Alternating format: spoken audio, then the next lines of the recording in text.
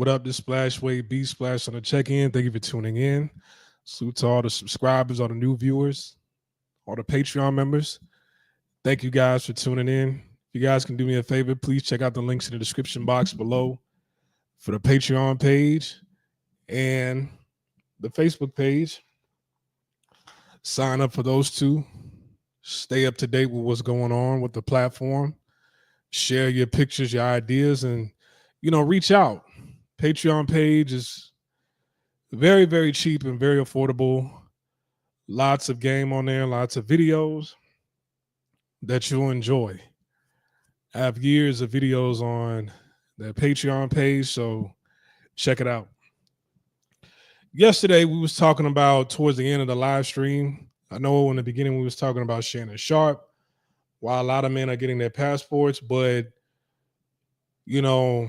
towards the end, and even in the beginning, I talked about how I am in the process of getting my permanent residency in another country. Very, very easy for me. I don't know about everybody else, but, you can message these immigration offices, these immigration lawyers, and they'll be able to put you on game and let you know what you qualify for when it comes to the process of getting your permanent residency in another country, if that's what you're interested in. In this economy, it's very volatile. You never know what's going to happen. And if we ever get to a point where we're in another meltdown or shutdown, you don't want to stay cooped up inside your home in America the whole time. You could be able to travel to the country that you get your permanent residency in. And if they ever put us on UBI, you might be able to enjoy UBI in a different country as an American citizen, right? So this picture on the screen obviously is AI. I like this photo. It's kind of interesting that he's in the middle of the street. But, I like this photo. He's taking charge. I just typed in black man in a business suit in Panama. Right, so I don't know why he's in the middle of the street, but I like the photo nonetheless, but it is AI. All right. Title of this video right here is First You Get the Money, Then You Get the Women in Latin America, Passport Bros. This title is inspired by a song from DJ Quick called Hand in Hand. It was him, Second to None, and Elder Barge was on the hook. So I really, really like that song. Y'all should check it out. DJ Quick, Hand in Hand. Really, really dope song, powerful message behind it. And, that's kind of what I want to talk about.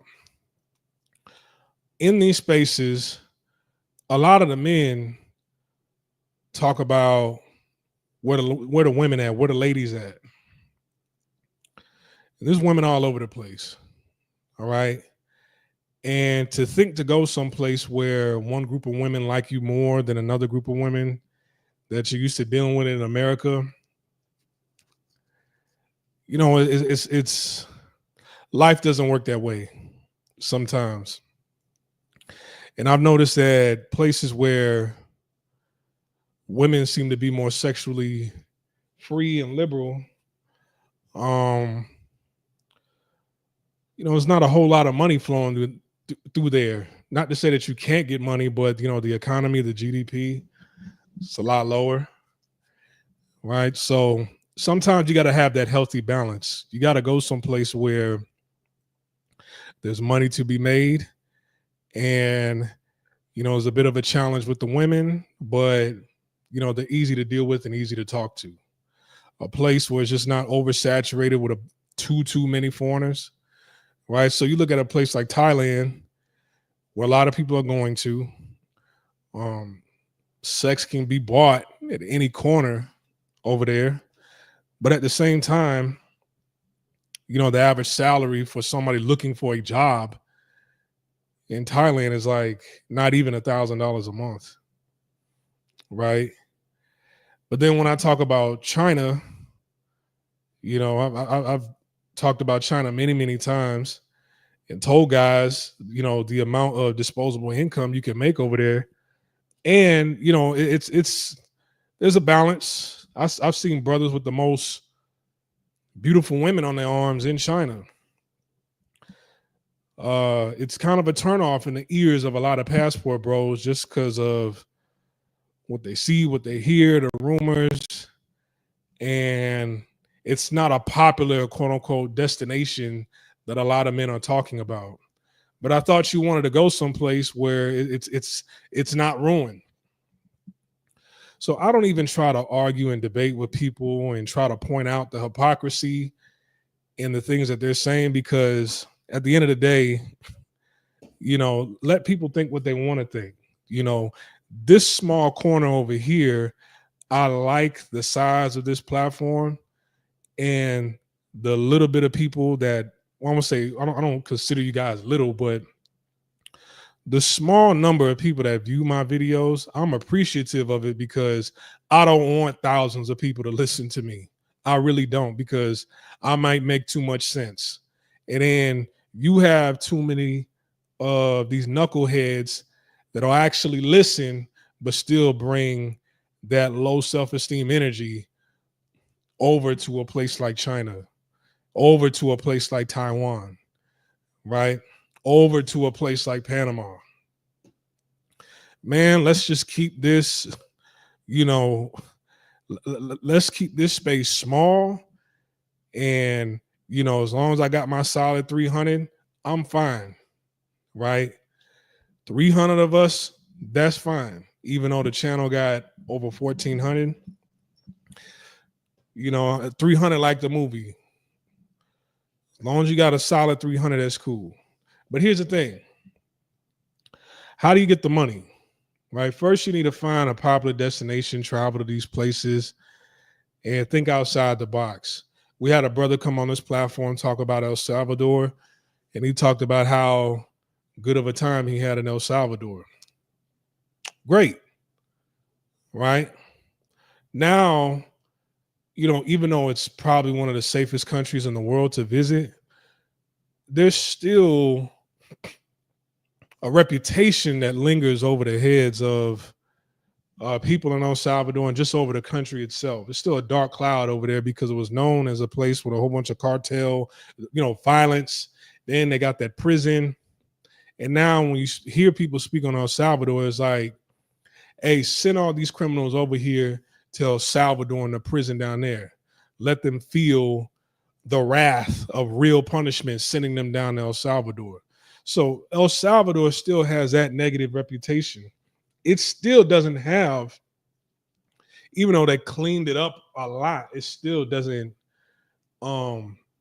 ring bells in the minds of a lot of people in tourism to want to travel down there.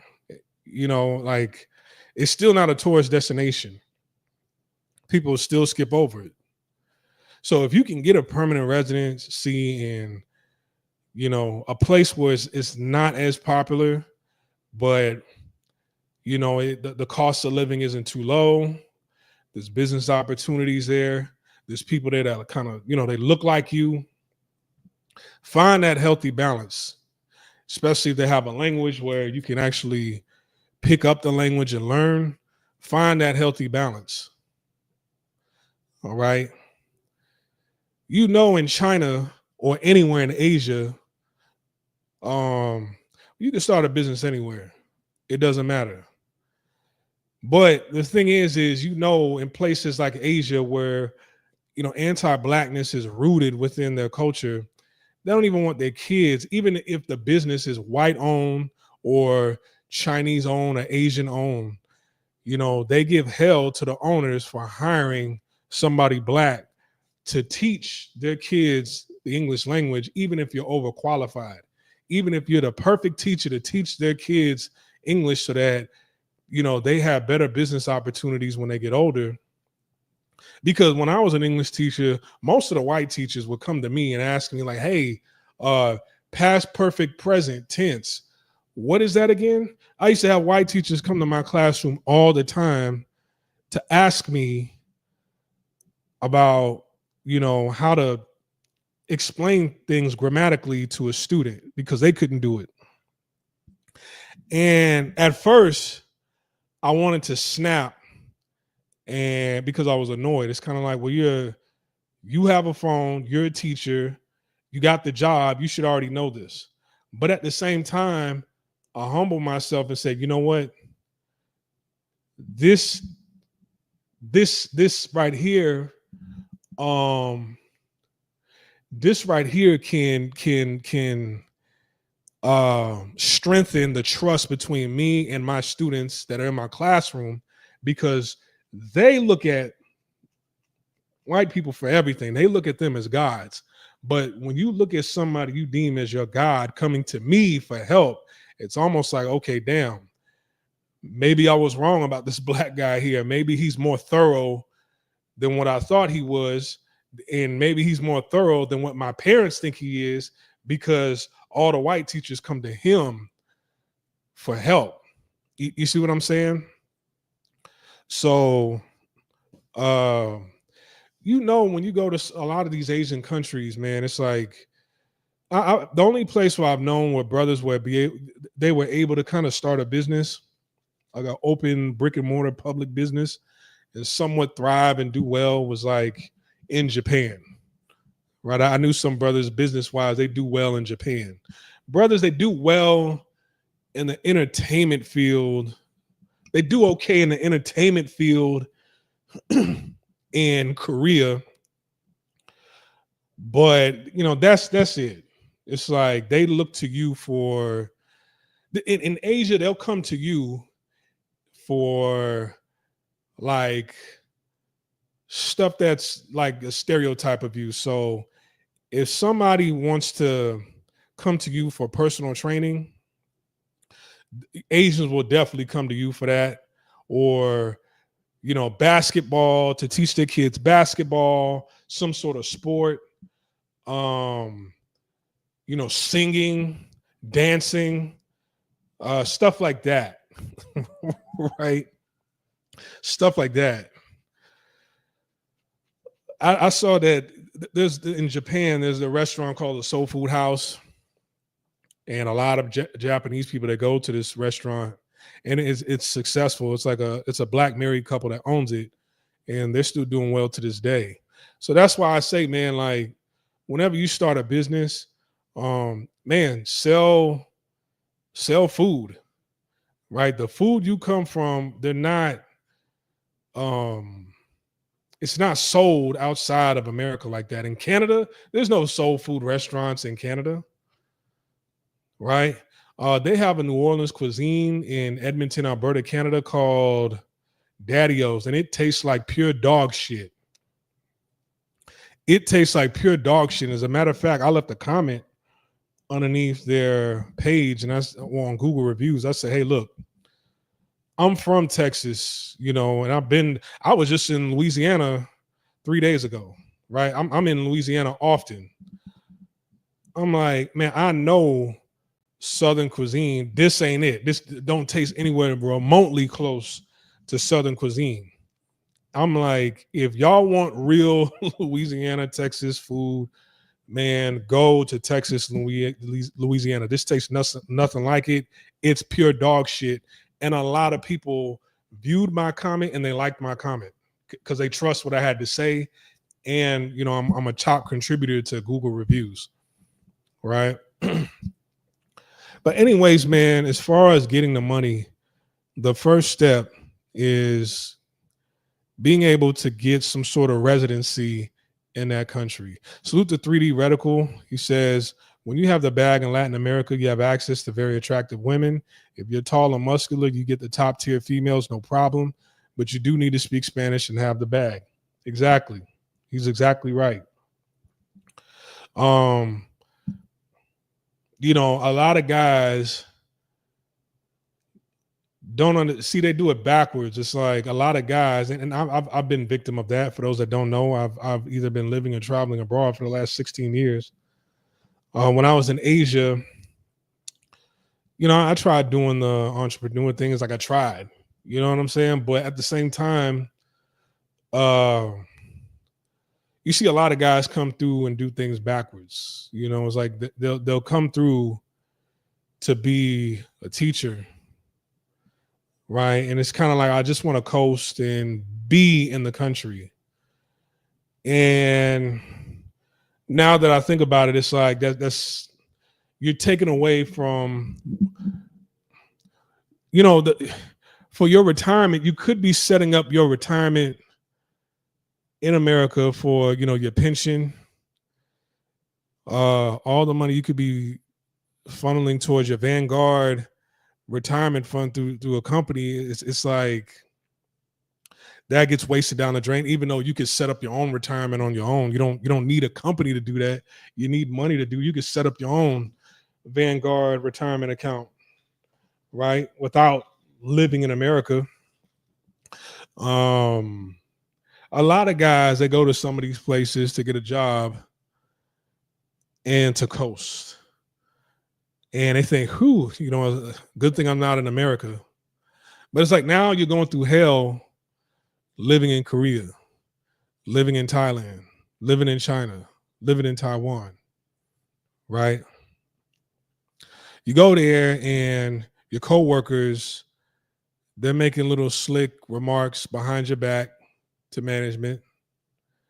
The black women from Western America, whether it be the UK or in America, they're saying a little negative shit about you to management behind your back. Everybody has a problem with everything you do at the workplace, right?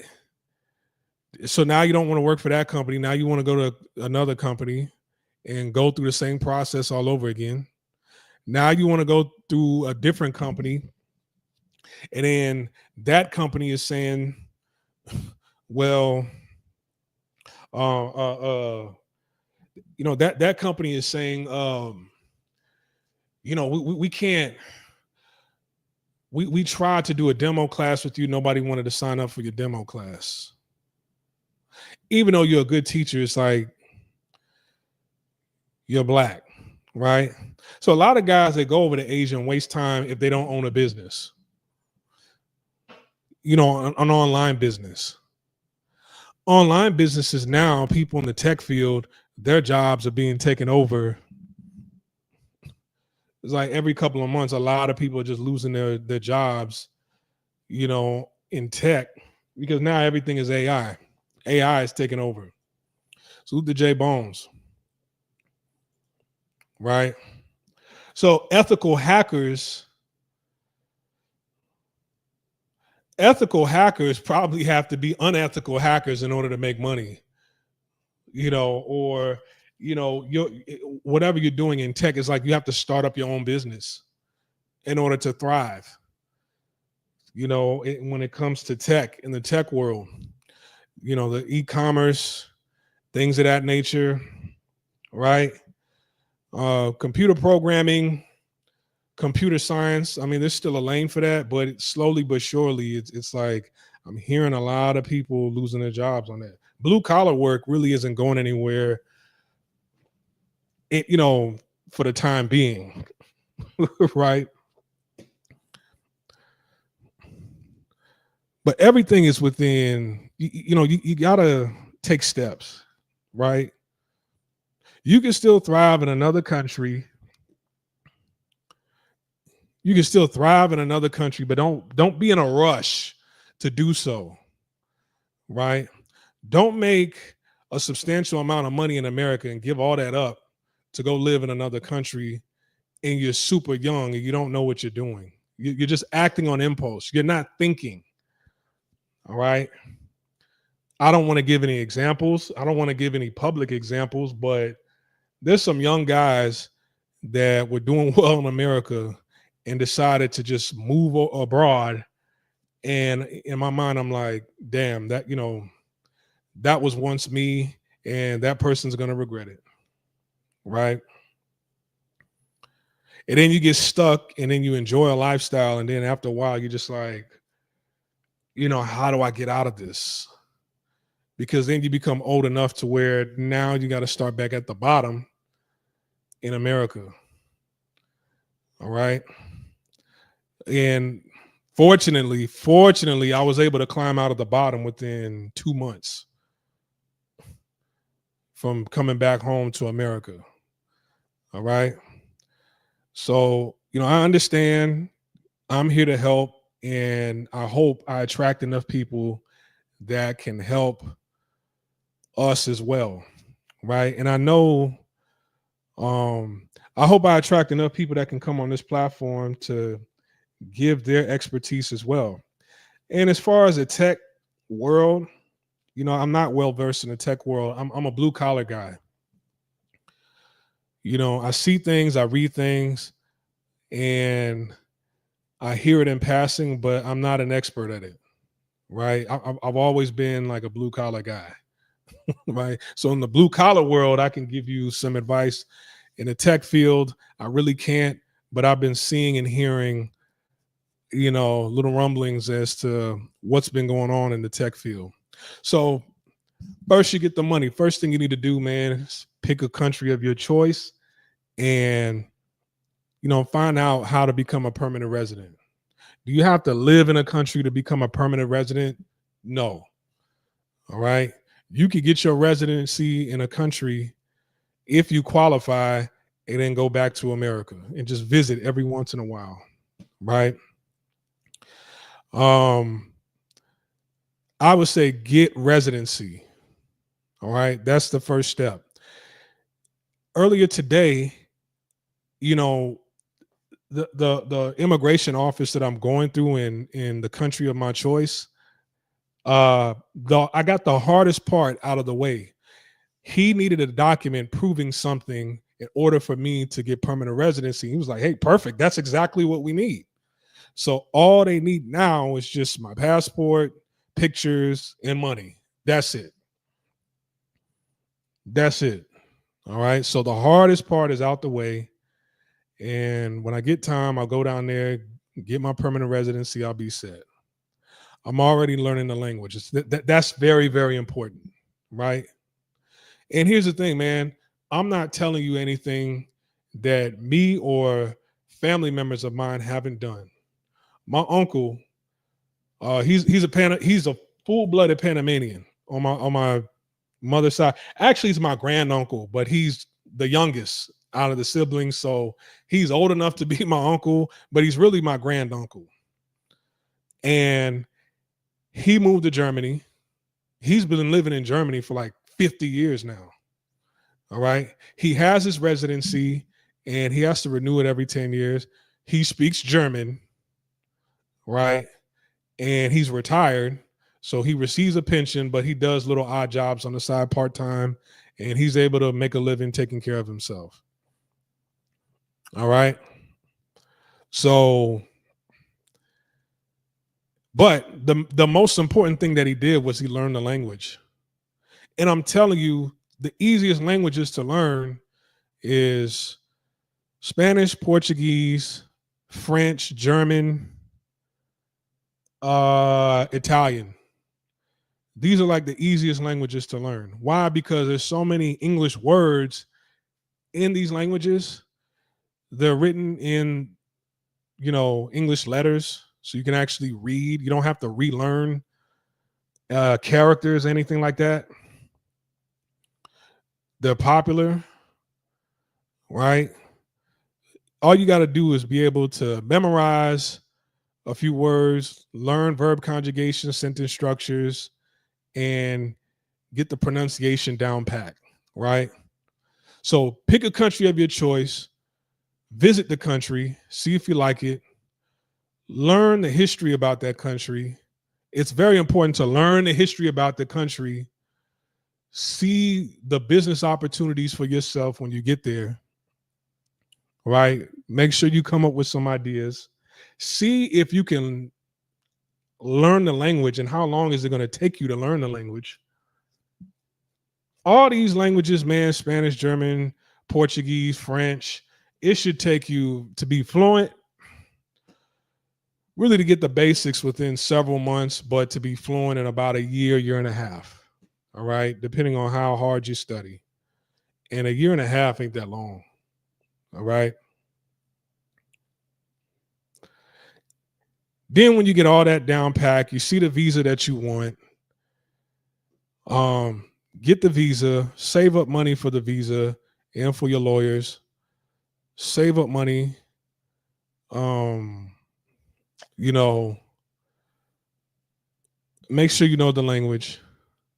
And then if you're making a substantial amount of money in America, save your money, right? Then start to gather up more information. Never stop learning. All right. The next step I would say is if you want to live someplace, me personally, I would say get some land, right? Now that you have your residency, you can finance, right? Go through a financial institution, be able to finance land, right? Own some land. Stay down for a little bit because, there's more stipulations on, when you own property, right? You don't own the land. They determine how your home looks. They determine a lot, right? They determine a lot. So, the property tax, your mortgage, they determine how much. I mean, that's many different business deals, but you get what I'm trying to say. I would say get land, and then, hey man, if you need to put an RV on there first, or you need to take time to build a house from the ground up, do that. But hey, if it's more convenient for you to purchase a home and you have money like that, then by all means do so, right?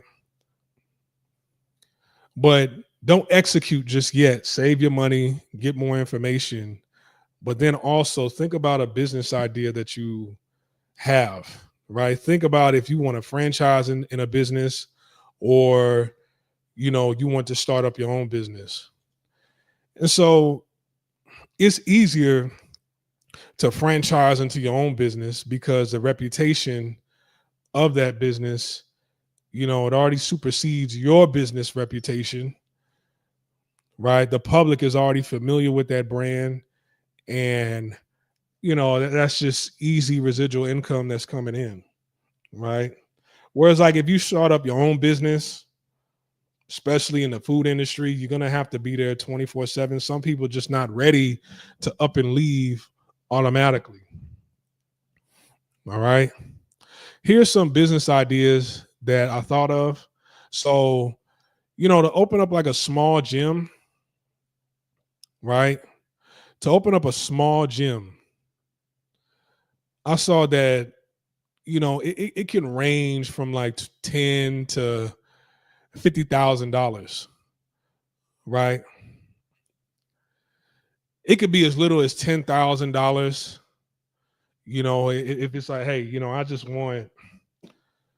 I just want a little space to, nothing beautiful, but I want the equipment to attract serious lifters. I want the equipment to attract people who are serious about lifting. I don't want it to attract anybody who's going to come in and mess around and not take lifting seriously, right? There's a very popular gym that I go to in Canada. It's called the Den Fitness. It's three guys went into business and started this gym, and they have what a lot of serious lifters want and need in their gym. It's small, it's there's not a lot of room in there. There's a bunch of equipment in a small space, but it gets the job done. Starting a small gym can range from $10,000 to $150,000, right? The space is the most important thing. Leasing and purchasing a suitable location, that's the most significant expense. It could range from $45,000 to $100,000 annually, depending on where you are. And that's for America. It might be cheaper someplace in Latin America. But if you're making a substantial amount of money in America, and then you're saving that and being able to funnel that into the country of your choice, it might not be so bad. Then you got to think about renovations. All right. Renovations can range from 10,000 to $250,000, right? Depending on how nice. But you got to start from the bottom and move your way on up. There was a gym I used to go to in Thailand off Bering BTS station. Yeah, the equipment was set up for people who are serious about lifting. It wasn't beautiful. You didn't have these you didn't have the special lights, the honeycomb lights on the ceiling. You didn't have the huge logo on the top of the building with certain lights. You didn't have the special brick. The building was made out of it's you didn't have top-notch equipment, but it attracted a lot of serious lifters, right? And I'm pretty sure once that person makes enough money, they'll do some renovations and upgrade it, and then bam, you'll be able to give people who are loyal something better. So a gym is actually not a bad idea, right? I looked into like a Pilates studio. You can open up a Pilates studio for like $50K. Pilates studio that attracts a lot of people that are well off, beautiful women, and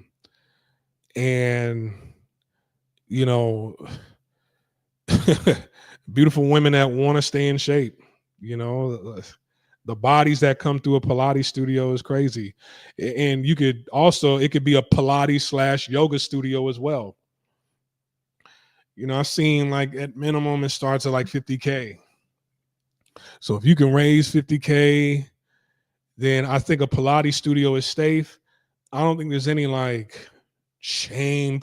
There's not like a Gold's Gym or Pilates, studio that I know of, right? So it all depends on the area where it's at, the cleanliness, especially if you're attracting women. You're gonna have to spend some money for a studio like that. It's very important for it to be clean and comfortable for women to come through. Who you're gonna hire as a Pilates instructor. And I know this is kind of out there, but it's very important to hire people with a certain energy to be able to teach, a class that the people can trust. So that's why I'm heavily into numerology and astrology. I don't want anybody on any old birthday to come through and teach a class that doesn't do well with people, right? Kumon is like a tutoring institution for children. Kumon is worldwide. Like there was a Kumon in Taiwan, right? I think I saw a Kumon in Panama also. But Kumon, you can open up a Kumon for as little as like 65 grand. And it might be cheaper in Latin America. So who knows? So a tutoring center as big as like Kumon, look into it. A convenience store like 7-Eleven, that's going to cost you about 100 grand. So if you got the money, then that's great. But if you need a business partner to put up half or whatever percentage up, with you in a convenience store, by all means do so if you trust this person. A small restaurant, it all depends. All right. I know a food truck. A food truck, like a used truck, is going to run you about $50K, right? A brand new truck can run you around 80, and then about there's like another $10,000 for equipment. So you got to take note of that and take that into consideration.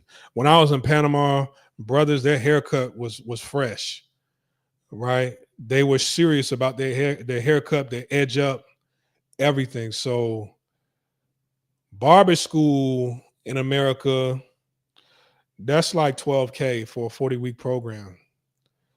And if you could do that, right, and for a minute, you're just going to have to give free haircuts until you show people how thorough you are.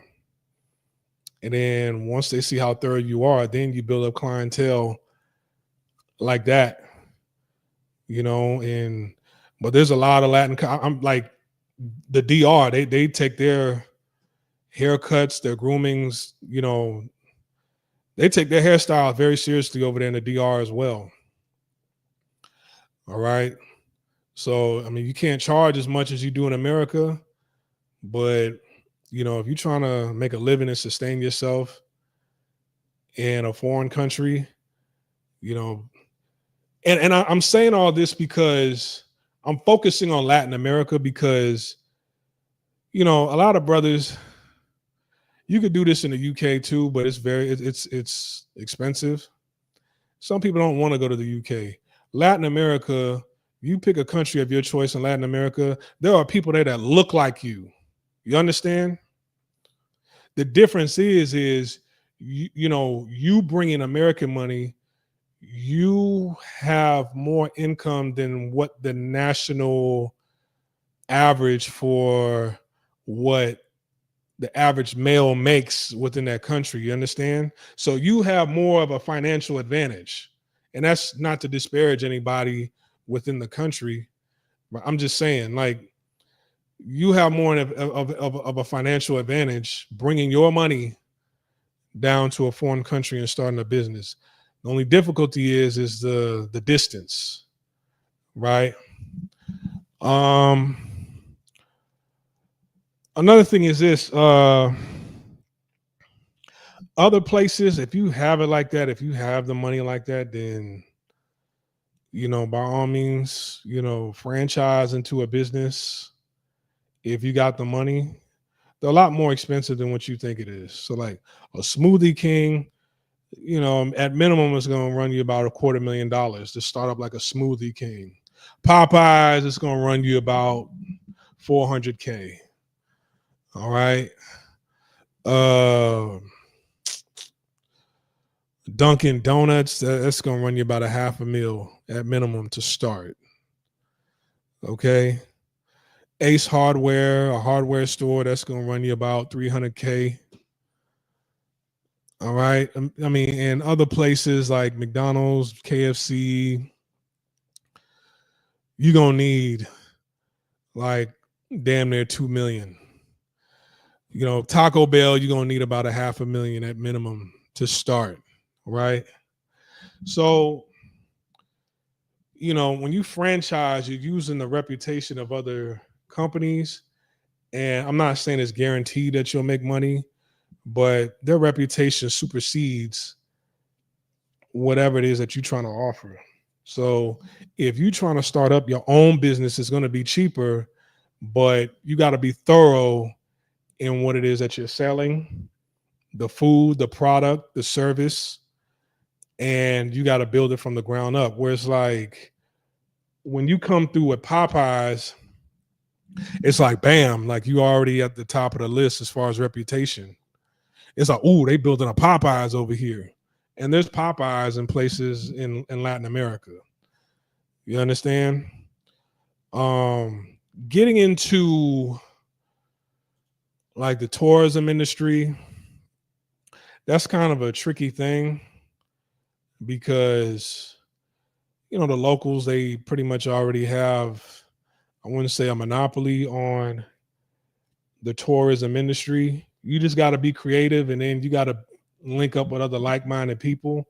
It's hard to do business, to go into business with other brothers and other Black people, and to do business and try to get them on board. Traveling, man, I've tried to get brothers on the mindset of going into business, pulling our money together to go into business many times. It does not work for whatever reason overseas. The only thing that's on the minds of brothers is cooning and having sex with women. the local women, and that will come. But hey, let's get the business out of the way first. No, that's not on the minds of Black people when they travel. So sometimes you're gonna have to do it on your own, right? So see where there's a need for the community. Then once you're able to offer those services to the community, then um figure out if you want to franchise or just put your brand behind it, put your name behind it. All right. If you learn Portuguese first, you will dominate the other languages faster. Yeah.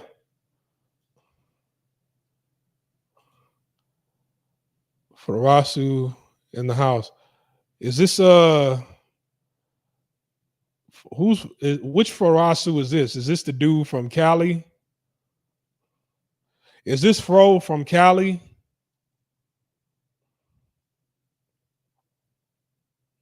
Which Fro is this? I don't want to say your government name. Is this Fro from Cali? I'm trying to figure this out. All right. But this is more important because the women will come, man, but get yourself situated. All right. Get yourself situated. And here's the thing, man. It's like, I'm laser focused on Latin America because there's other people that look like you in these places. So you're not selling or offering your services to people that don't look like you. Yes, there's colorism, but man, when you go to some of these other countries, it's like it's really, really, it's like we don't buy anything from people that look like you. Where it's like, in the West, there's popular restaurants, clubs, hair salons, barbershops. There's popular spots where the face of it is a Black person and it's thorough. You see what I'm saying?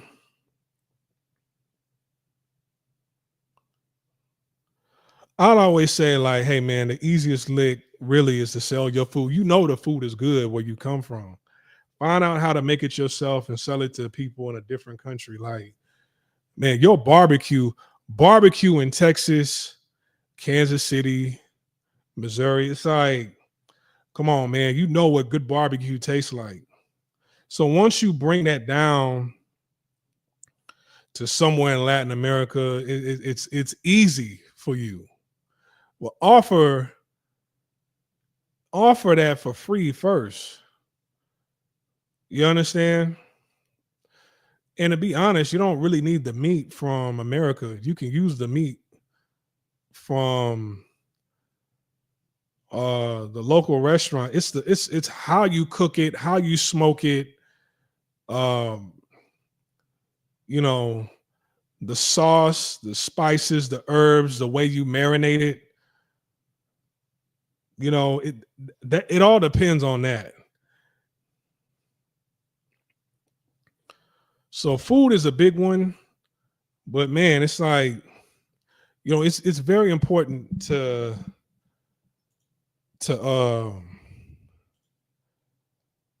think about these things. Think about ownership.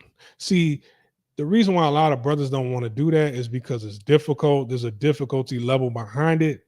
And then it's like it takes away time from them, spending time with hoes. And it's like,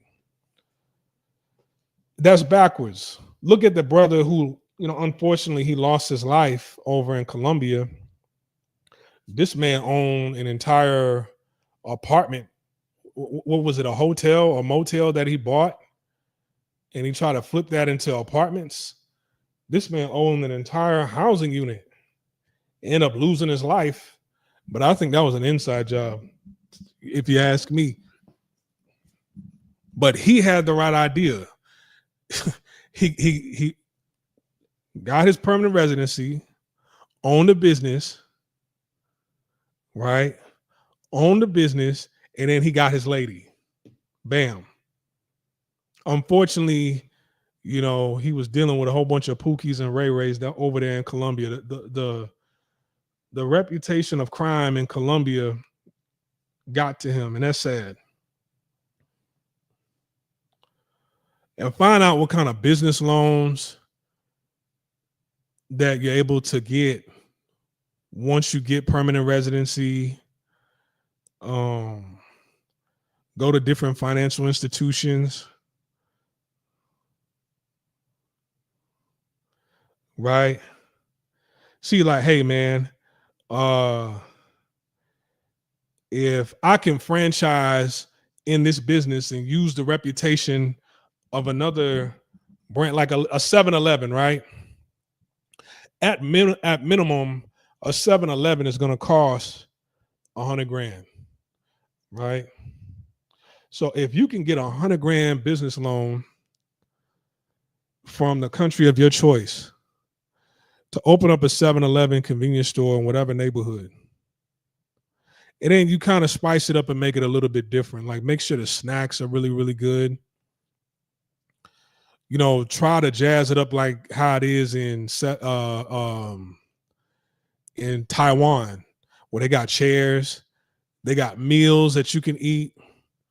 You know, it's just not chips and candy. Like there's actually meals you can microwave and sit down and eat. That type of 7-Eleven, right? And then you have your business loan, and then you're still working back home in America to pay off this business loan, and you're using the profits that you make from the reputation off of 7-Eleven, your cut, you're using that to pay off the business loan. And once you pay that off and you say, hey, okay, damn, I'm making enough off of this location to where, hey, I can live here full time, or I can open up another location and do the same thing all again. So let's say you open up 2 or 3 different locations off a convenience store, and you still working in America, paying that off, and then the profits that you're making from that is paying itself off. Now it's like, okay, now I feel comfortable that I'm collecting my profit from all 3 locations, and I can live comfortably, right? I can live comfortably in this country. I have an opportunity to go to Vietnam for some work, but I'm in the States in college. After hearing your vids, I don't know if I want to go back to Asia anymore. I wouldn't do it. Guys, if you want to call in and talk and share your ideas, link is right here in the description box, or in the comments. My bad. Link is right here in the comments. But yeah, I wouldn't do that. Me personally, I wouldn't do that because I don't know your situation. I don't know how you're making money. You know, if that's your choice, then fine. But me personally, I wouldn't do that. I would only live in Asia if I have some passive income off of a business, and it's a significant amount of money, right? I'm just like, hey man, I want to live in Asia. But if I'm kind of on my grind a little bit, me personally, no, I wouldn't do that. I would not do that, me personally.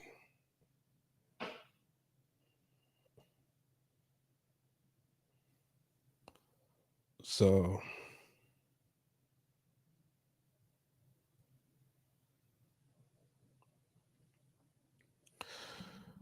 you know, the news is kind of slow. I don't really have anything in the news that I want to talk about. I still want to throw out ideas about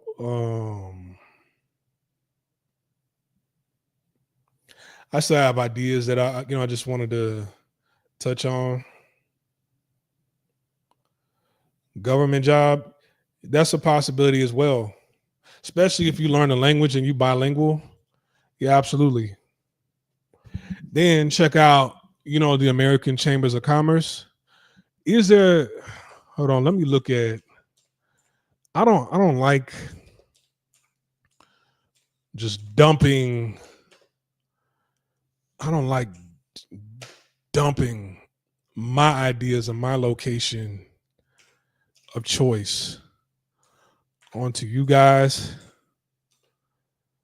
But, the American Chambers of Commerce, that's very important. AmCham. So yeah, AmCham is in Panama. Oh damn, it was right behind my hotel. I didn't even know it. It's a nice building.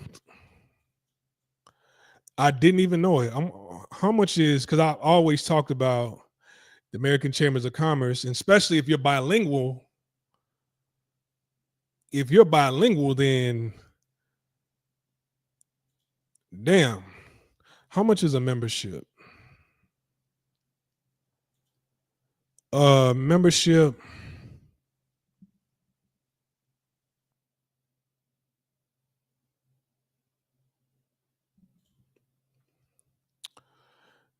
Damn, they don't have the fees on here. That's very important also. See, they're sponsored by Chevron, Dell, Global Bank. You could work for the embassy, being bilingual.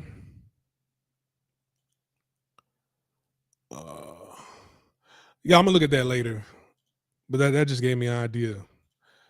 Thank you, Jay Bones. Hit the like button. But yeah, man, a lot of guys, they waste so much time focusing on the women in another country that they don't, they look up and they're 40 or they're 50 and they haven't done anything that they were supposed to. They haven't accomplished anything. They haven't mastered the language that they're in. They think that finding a woman, getting her pregnant, then living together is an ultimate goal. And it's like you're still doing entry level shit, right? And yeah, you're making a substantial amount of money, but it's like now, you're frustrated because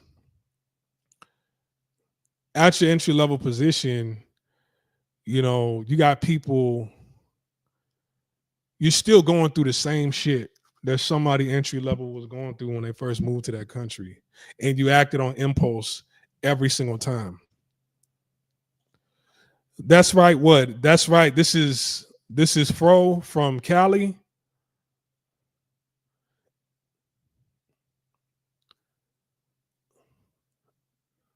Is this Fro from Cali that now lives in Japan? Or do you still live in Japan?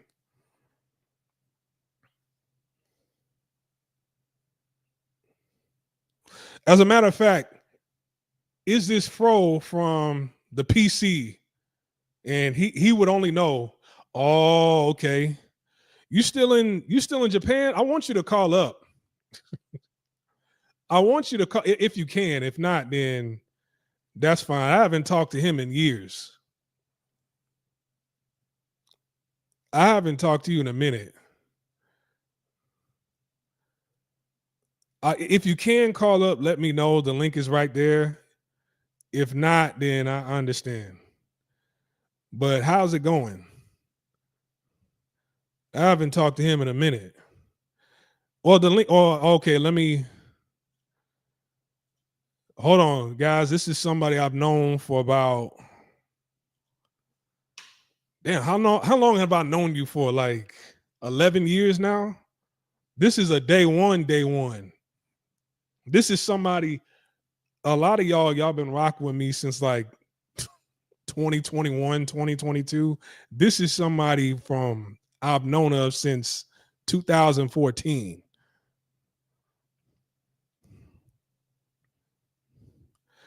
Because I would like an update because, for the longest, I know he was trying to get out of America. Now he's in Japan.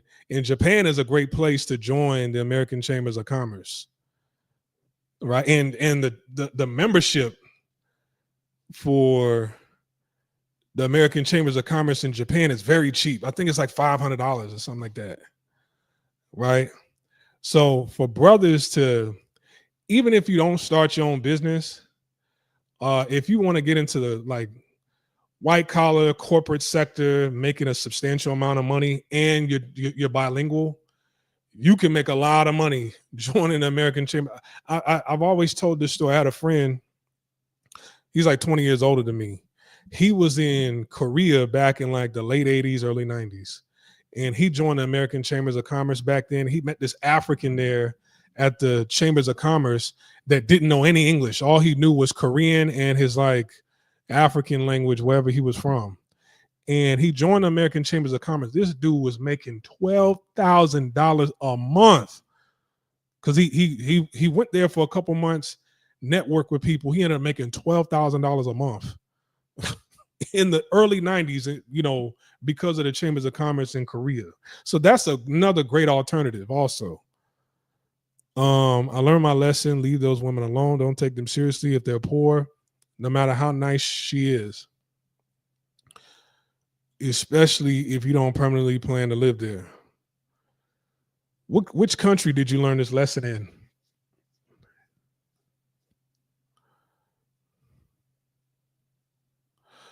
I'm waiting on Fro. Fro, I dropped the link. If you can, well, he might not have StreamYard. Fro, if you're listening, you got to download StreamYard in order to. Well, actually, I don't think you have to download Stream. I think it takes you to another website, and then you could talk through there. I want y'all to hear from Fro. I really want y'all to hear from Fro. I haven't heard from him in a long time. But you know, if he's not able to hit the link, because I dropped the link.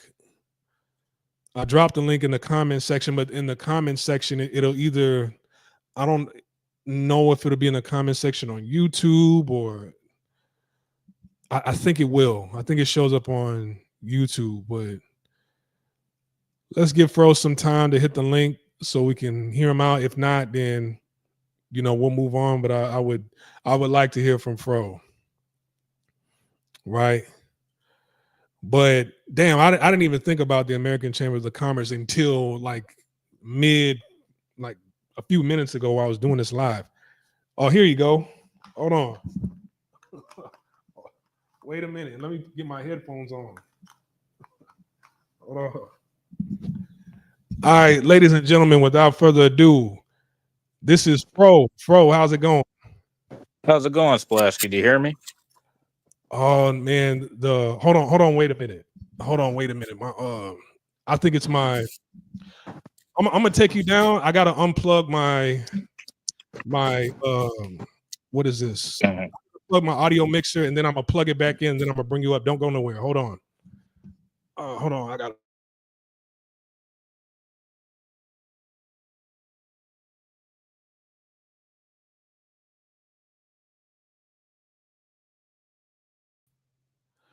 All right, test. I'm back. Hello? All right. Can you hear me? Hey, how's it going? How you been? Man, had a great time.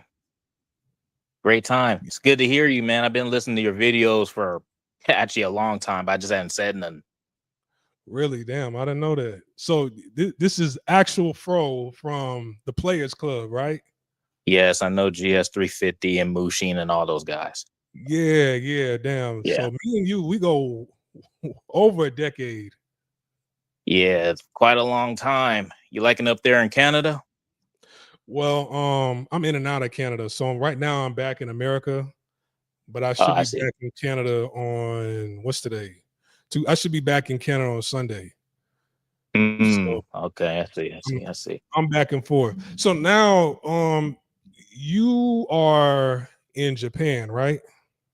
No, I'm back in the States. Came back last month. Damn, what happened? All right, man. So this is worth talking about. I mean, I went through a lot of stuff. So to tell my story, I went there as an English teacher. Mm-hmm. I worked for a company called Nova. Yeah. Yeah, so it's pretty much the big company, big at Kiowa.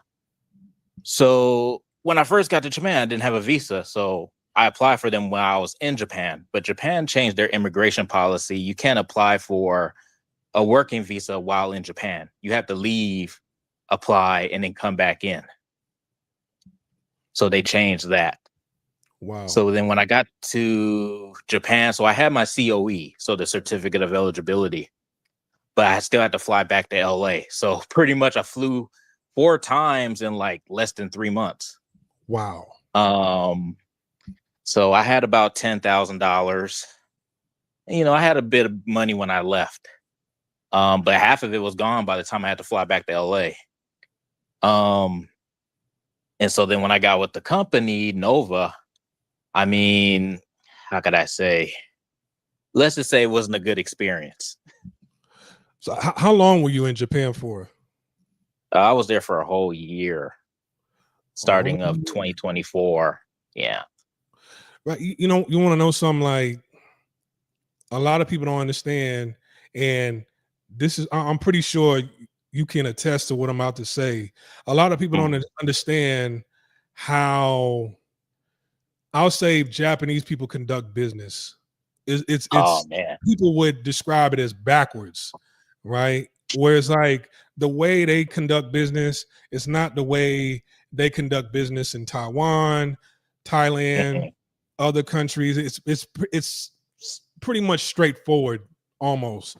Whereas like in Japan, it's backwards, it's frustrating, and people like it's a great place to visit, right? But Yeah. it's a challenge living there. Explain, you know, I didn't mean to cut you off, but go ahead and tell us more about your experience. Oh yeah. So I have a lot to say. Yeah, Japan is more about reading the room. So, like for example, the books that they give you to teach the students, it has the instructions in there, but they're riddled with grammar mistakes. And so you like trying to fix it up and everything, trying to teach the students, and then the students are looking at you like, well, what's going on? Why are you not teaching me like the book, but you're trying to change it because it's not proper English? And so at least in Japan, when you teach in English, they get upset that you don't do it a certain way. Mm-hmm. And if you don't do it a certain way, then that's when they get fussy, and then they start reporting you. And a lot of times when they report you, you wouldn't know that they reported you. They would have told you, yeah, I enjoyed the lesson, you're a great teacher and everything. And then you find out 2 weeks later the person reported you. Right. It's just really frustrating because there's no what's the word I'm looking for? There's no what's the word?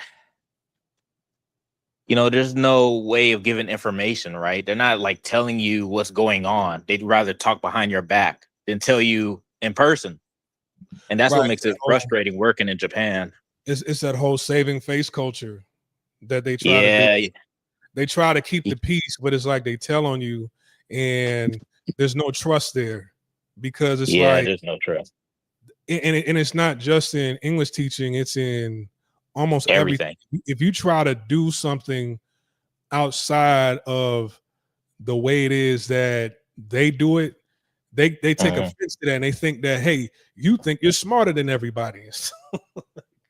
Yeah, it's very weird, man. And I mean, I've even had co-workers and staff, usually a woman at the front desk. They'll backstab you in a heartbeat. Mm-hmm. I mean, and dislike you for no reason, and you wouldn't even know. Now, of course, when I reflect back at these times, I was like, oh yeah, this chick didn't like me. I have a whole story about that, but pretty much, yeah, just know if you're working in Japan, it's very structured. They don't like to deter from the ways that they usually do things. And a lot of times it don't make sense why they do it. Sometimes it might make sense, but not all the time. Like just more effective ways of doing the job than how they do it. Mm. Yeah. I mean, what else got? And the pay is also very low. I mean, I was surviving, but I mean, the pay was so low that I mean, I got out of shape, and I could afford a gym membership. But the problem with Japan is it costs a lot of money traveling around the city. You get what I mean? You were in Tokyo? So, yeah, I was in Tokyo. Mm. So yeah, even though I could afford a gym membership, imagine trying to work out 5 days a week, and going back and forth from the gym, your work, and then the house. Your company is only paying for the travel to your work and home.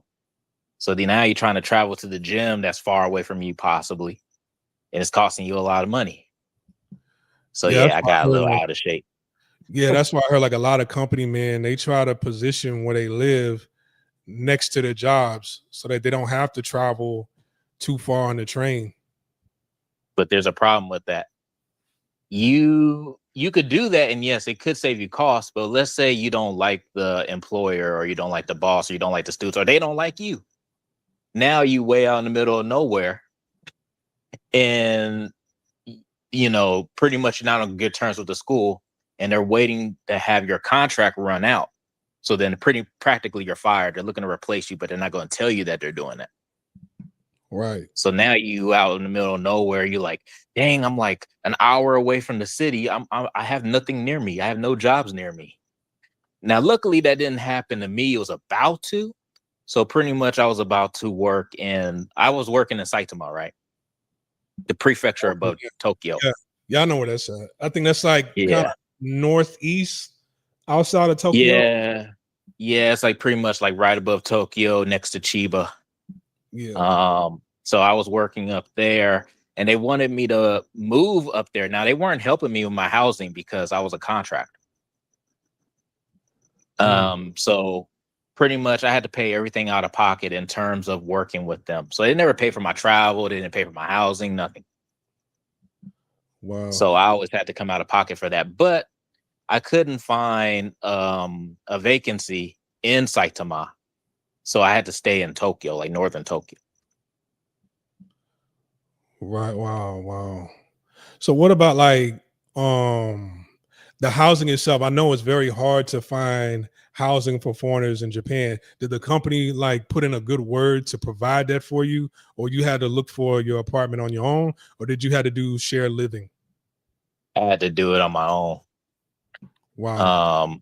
So what ended up happening is I was staying in hotels longer than I would like because a woman screwed me over. He pretty much Japan, they always want an emergency contact or a guarantor. Oh, that's a possum. Yeah, anyway. Yeah, so they want like a emergency contact. So I had this lady I've been staying with for 3 months before I started working. She said she would do it, and then the company emails me saying that she didn't call. So I'm waiting on her, and pretty much she just ghosted me. So I had to come out of pocket spending like $300 for hotels because she didn't call. Mm. So yeah, I had to get the housing by myself, and then the company even like try to rush me to go to work when I was staying in hotels. So it was pretty bad. Yeah, I dealt with Nova before, but I didn't pull the trigger. Like I did like video FaceTime interviews with them, and it went okay, but I was just like, no, I'm not going. And then after that, I was gonna go through the student visa route, and I was actually supposed to go to a university over in Saitama because Tokyo University is in Saitama, I believe. Right? Yeah, So it's nearby. Tokyo National University. And man, that process was ass backwards. And I'm like, are you serious? I'm like, no, just cancel. Just cancel my admission, everything. I don't want to go to y'all school because it was just, man, like Too much.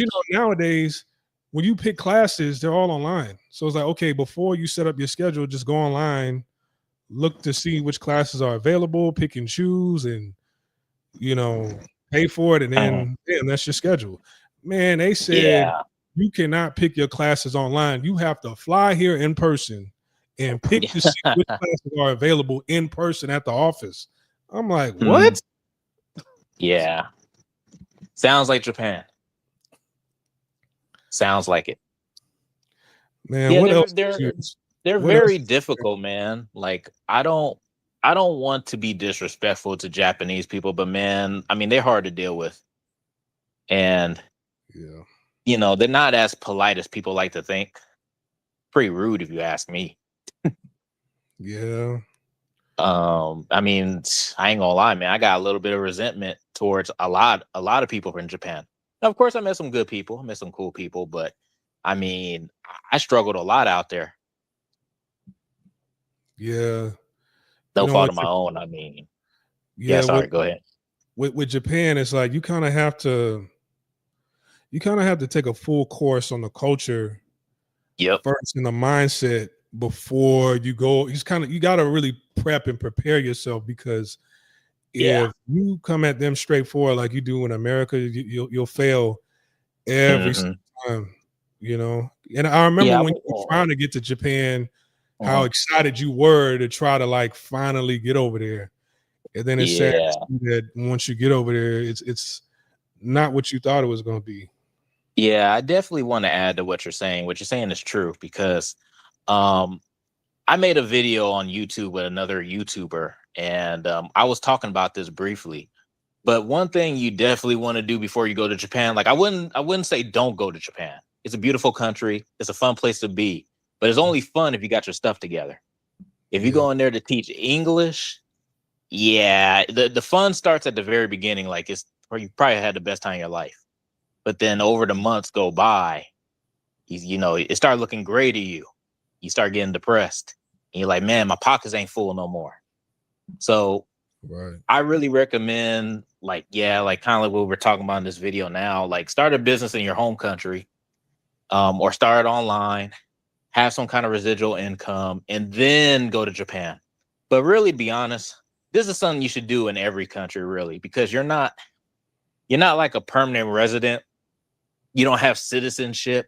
So if something go wrong, I mean, they ain't gonna help you. Right. Yeah, so you have no stability, so you have to create your stability back home. Then when you go over there, then it's kind of like if someone screws you over in like employment or whatever, or you're a contractor, it ain't gonna really do any dent to you because it's like, well, I don't care. I got money coming from America.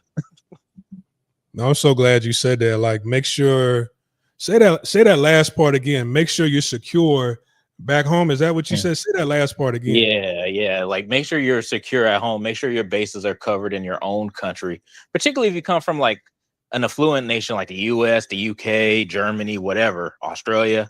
Make sure you got money coming from there because when you have money coming in from a country that you're not a citizen of, you're not a permanent resident of, you're at a heavy disadvantage because especially in Asia, man, like, to them, you're like a second class citizen, Yep. and they're not the information that the locals have, they'll never give it to you. The only Hmm. time you will know about this is maybe you're married to a local, but that's because you're doing it through her Right. or through a friend or something. So you're always at a disadvantage. So I recommend the most important thing is to don't burn your bridges back home. Make sure the money's coming from your home country. Keep all your bank accounts in your home country and make most of the money in your home country and just make a little bit in the country you're living. So it keep immigration happy. Right. Right. Right. That's solid game. That's solid information right there because I've been saying this for years. I've been saying this even when I was still living in Asia. I'm like, nah, I got to get up out of here. And you know, when you stay out there too long, and then people look Mhm. up, and like how we know there's guys that's still over there in their 40s, 50s, Yep. 60s, and Mm. it's like they have Struggling. no skills, struggling, yeah. And so, I mean, is there money that you can make over there? Sure. There's other avenues, but as far Mhm. as relying on teaching English, how much was you Mhm. making over there? Only like 2,500 a month, right? Oh man, so when I first started at Nova, I was making 1,400 yen a lesson. So it Oh, wasn't an hour; it was a lesson. So if I had lessons, I was getting paid for that lesson. But the shady thing that they do is that they'll tell you, yeah, you're a contractor, you're gonna make more money, right? But the problem is that if they're taking these lessons from you, because they want to cut costs. They're a company. So they're paying the employee less.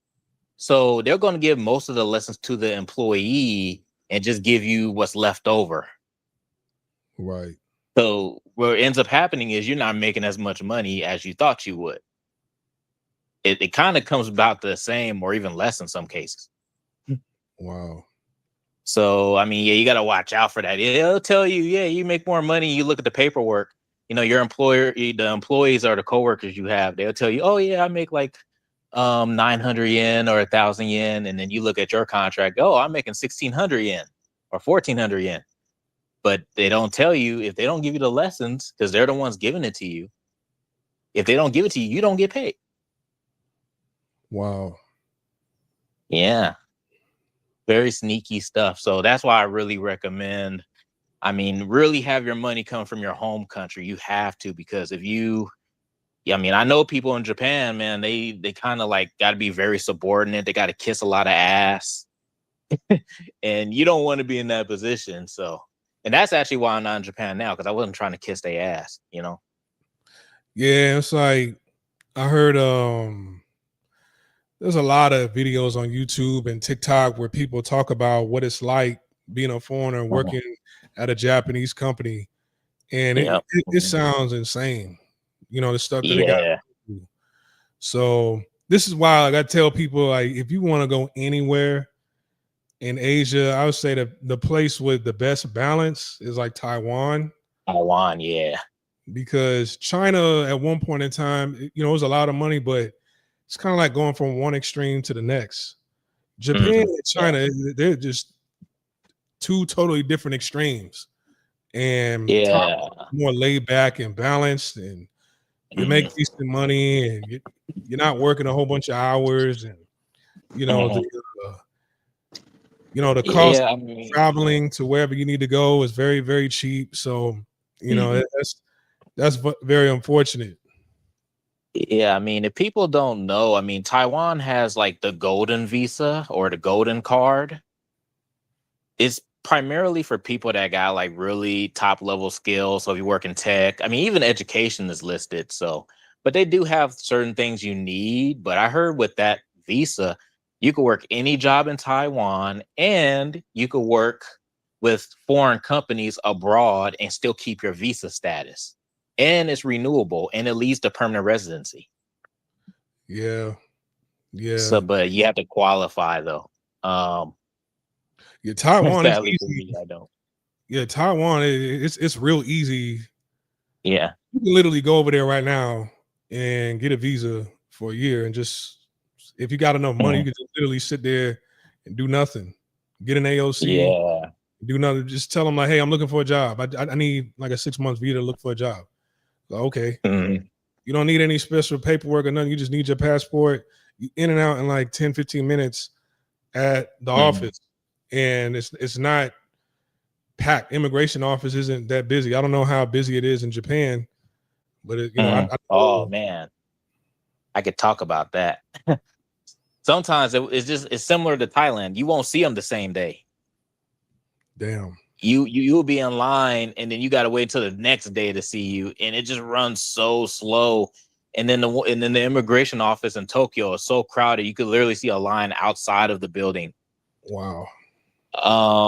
It's bad, man. And then if you're trying to renew your visa, it takes them months to do it. So then they put this little stamp on the current visa you have saying, okay, we're looking to see if we want to update his visa status. So they'll put that on your current visa just so you get stopped by the police, to like they don't think like you're illegal or something like that.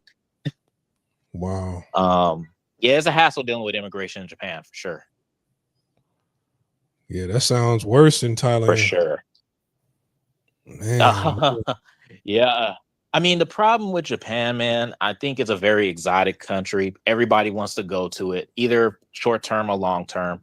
I was one of them, so I'm no different in this regard. But I do think there's a lot of better places out there. In my opinion, you don't want to go to a country, or you don't want to stay long term in a country that's so popular, because what tends to happen is, I mean, they start tightening the visa rules and they make your life a little harder just because they want to keep as many people out as much as they can. Especially Asia, they don't really like foreigners being there. They'll take your money, but that's the only way they could take your money, by you going over there.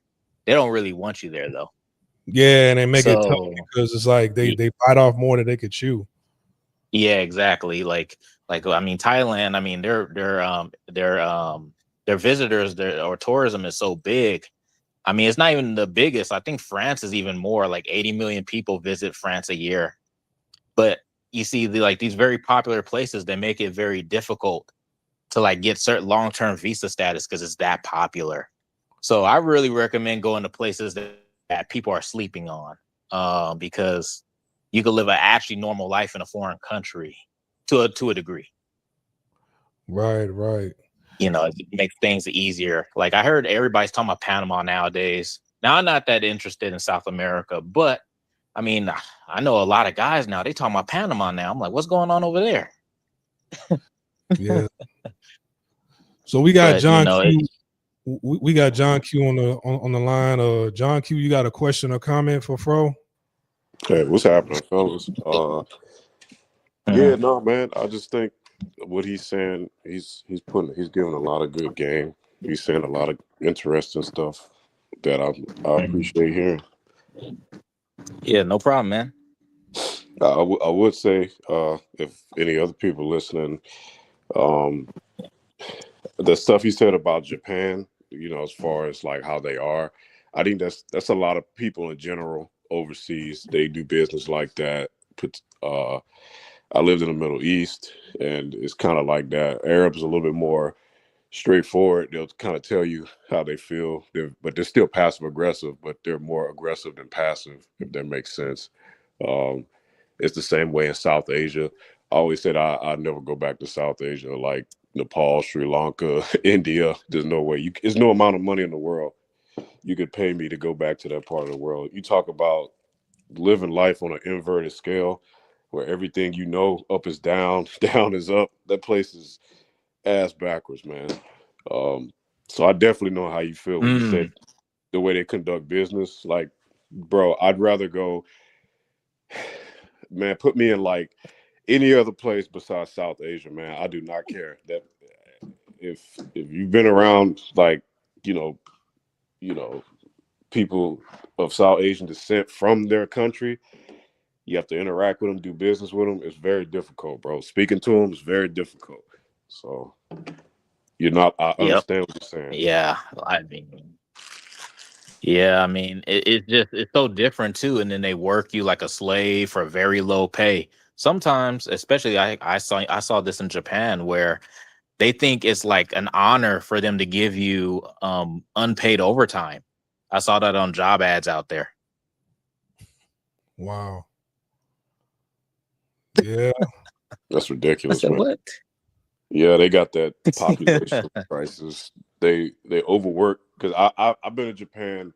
I have a cousin. She speaks fluent Korean and Japanese. She's one of those like in love with Asian culture since she came out the womb type people. But I actually went to visit, not her, but I went to visit Japan for like a week or so, because I like anime and stuff. It was cool, but like you said, I understood that visiting is much more different than living there. Oh yeah, man, for sure. Yeah. And I didn't speak any I know language. that all too well. Yeah, I didn't speak any of the language, so I don't base my just like, if I'm not gonna come in here and dismiss like, oh, you don't know what you're talking about, bro. Like, nah, you probably, after living somewhere for a long time, I don't know what it's called, like the aura wears off, like the honeymoon phase wears off. Yeah, the honeymoon. Yeah, the honeymoon. Yeah. I mean, but you know what's even worse, man? And I have to say this, I don't know about other places, right? But one thing I noticed about Japan as well, the foreigners are also a problem. I mean, They're the worst. if They're you worse say than the anything locals. bad about Japan, Yeah, like I mean, they'll gaslight you. They'll make it seem like you're the problem. Like you can't say nothing bad about Japan because if they do, they'll they'll pummel you. They'll say, "Oh, it's you. You're just a stupid gaijin." You know, all that kind of stuff, right? And you know, this actually happened to a white dude, and Splash knows him, Ryan Boundless. He was Yeah. one of the first few to talk, to talk about the realities of living in Japan. And I have to say, after like let's say maybe 8-9 years after he made that video, I experienced a lot of the things he spoke about. You Wow. know, so I mean, Asia is not like it's a really good place to go. Screw the women if you want to do that. You know, do that kind of stuff. But to do business with them or to like want to marry into their families, I wouldn't do it. I personally wouldn't do it. Yeah, let's talk about that. How was it like experiencing Japanese women over there? What was it like trying to go on dates and dating them? Tell us about that experience. Man, that's crazy. Actually, before I came to Japan last year, I was actually talking to a Japanese girl online. I did this like a month before I came, and I mean, we pretty much went on a date the second day I was in Japan. I would say it was good. Like she was very attentive, right? Like she was very like submissive, as you would kind of say, like compared to American women. And one thing I noticed about Japanese women, though, they don't have guilt giving you sex. Hmm. It's almost like they want it more than you do. Oh wow. Yeah, like they don't have that guilt. Like if you talk to American women, they're like, "Oh, you look at me as a slut or whatever." The Japanese women don't have that. You know, Japanese women ain't thinking, "Oh, he's gonna rape me or something, or he's gonna abuse me." They don't have that view, and that's not what I felt with every woman I was with in Japan. So you know, I'll say in terms of like the attractive level, I mean, I guess that's subjective. I liked how they looked, but I think Chinese women look a little better, just a tad bit. Maybe even Koreans look a little better, but they still look good though. But yeah, I would say they're very attentive in the bedroom and outside of the bedroom. So that's probably the good thing about them, I think.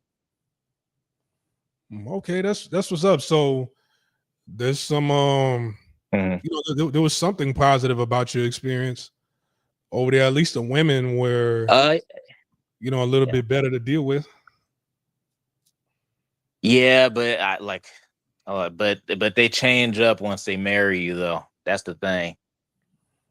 Yeah, that Like, is and true. that's the truth. They're really good as girlfriends, man. But I heard they're terrible as wives. Hmm.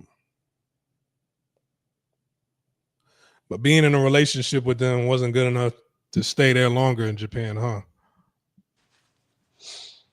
No, I mean, for me, my situation was interesting because I was on a working visa, and I didn't want to get married.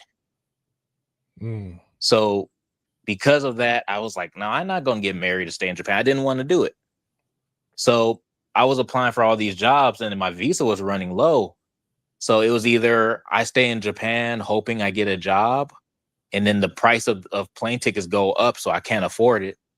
So I had to jump ship before it got too bad, which was 2 months before my visa ended. Right. Hmm. Yeah, so because if you overstay in Japan, I mean they pretty much ban you for a year, and then you have like a overstay on your record. So if you wanted to come back, they'd be like, "Oh, he overstayed. We'll never give him a long-term visa again." Hmm. Some places, like if you overstay for a little while, all you got to do is just pay the fee, and it's Mhm. all, you know, they forgive you. But you know, some places, if you overstay a day, you know, they'll ban you. So I guess Japan is one of those places. Yeah, yeah. Due to that. I've heard of stories where people overstay, like they take you to a dark room and then they start questioning you, like interrogate you like you killed somebody. Damn. And then like they depending on what you say, they could put you in I heard like it's like a jail cell, but it's not like bars. It's like you're like in a case with windows, but it's plastic. And like it's almost like you're in immigration jail, depending on what you say or how long you've been illegal in the country. Wow. So if it's like a few days, I mean, they might not go that far, but still, they're going to like say, okay, you got to leave Japan within like 10 days. So they do say that, but you're still banned from the country for like a year, or if they catch you, I heard if they catch you and you didn't like turn yourself in, you're banned for 5 years. Oh man. Yeah, you're banned for 5 years. That's if they catch you. You didn't go to like the Koban, which is the little police box. If you didn't go there and say, hey, look, I overstayed my visa, like, I need help or whatever. In that case, they'll just ban you for a year. But if you was hiding out, the police had to find you. Oh yeah, you banned for 5 years. Damn, that sounds serious, man. Yeah, a lot of these countries, man, their laws are when it comes to immigration, very strict, bro. And like you were lying about that marriage thing. I seen a video of Rampage Jackson, the UFC fighter. He was talking about like he had this fascination with Asian women, specifically Japanese women. He went to Japan. He made like I guess a transactional deal with one of them, like basically you marry me, give me some kids, and then like after that you could leave and I'll pay you, do whatever you want. And sure enough, she married him, gave him a couple kids, and she was like, all right, I'm done. And I'm like, dang. And he was like, yeah. Yep. And he was saying a Japanese dude told him when you marry a Japanese woman, they stop having sex with you. He said that never happened to him, but the other stuff about Japanese women, he said it's true. I was like, man. And to this point, and I've talked about it with Splash on the channel, like Asian women are very transactional, bro. Like I had a Filipino ex, bro, and yeah, they're about that dollar. Like even if they like you, even if they're attracted to you, they'll have sex with you, they'll all that. But as soon as that bag run dry, dude, like you're on the clock, bro. Yeah, I mean, I've noticed that being in Asia myself. I was like, dang, these chicks are transactional. Even Japanese women, they're transactional. Right. Now I heard the older generation, I heard they were like they were paying for everything. Like, I mean, they'll pay for the hotel, they'll pay for the dinners. I mean, you didn't have to come out of pocket. That's what some of the OGs told me from back in the day. But the new Japanese women, no, they want you to come out of pocket. Yeah, and they going through like a weird period right now where they their birth rate is in the negatives, and it's like they're begging people to like get married. It's like they'll pay the women if they get married. They'll pay people they have kids, like please procreate. They're calling on people from all over the world to come through and procreate with the women. So, whatever's going on over there, I mean, all I could say is, it's probably, feminism has made its way over there. It's working. So. Yeah, I tell you this, man, like when I was there, I was shocked because I had of course, I known people that destroyed my image of Japanese women, but my image of Japanese women was even more destroyed when I got there. So I started seeing these women started having like long fake fingernails, like them diva type nails. I'm like, dang, and they got like the little diamonds on them. I'm like, dang, where are they getting this from? I saw tattoos being more normalized, and I mean, I saw one girl, she wasn't afraid to show them. I mean, even some of the women I was with, when they took their clothes off, I saw tattoos. You'll look at the girl and be like, wow, I didn't expect that. And then one chick, I got fired from a job because she was talking smack, and I had to check her. And I was like, dang, like, well, wait, hold on, why you call me an idiot? Who are you talking to? Yeah, so they be doing that too. And then they play victim and then say, oh no, he was the aggressor. It wasn't me. I didn't say it. So yeah, so that happens too. Wow. Yeah, I mean, it's bad. Yeah. I've mentioned that before, how like when you get on these language centers or you get hired by these schools and they have this, a teacher's assistant, they got to stay in the classroom with you the whole time. They're your number one enemy. They are your biggest. Yeah. They pick your hater. They pick your enemy for you. So, I don't,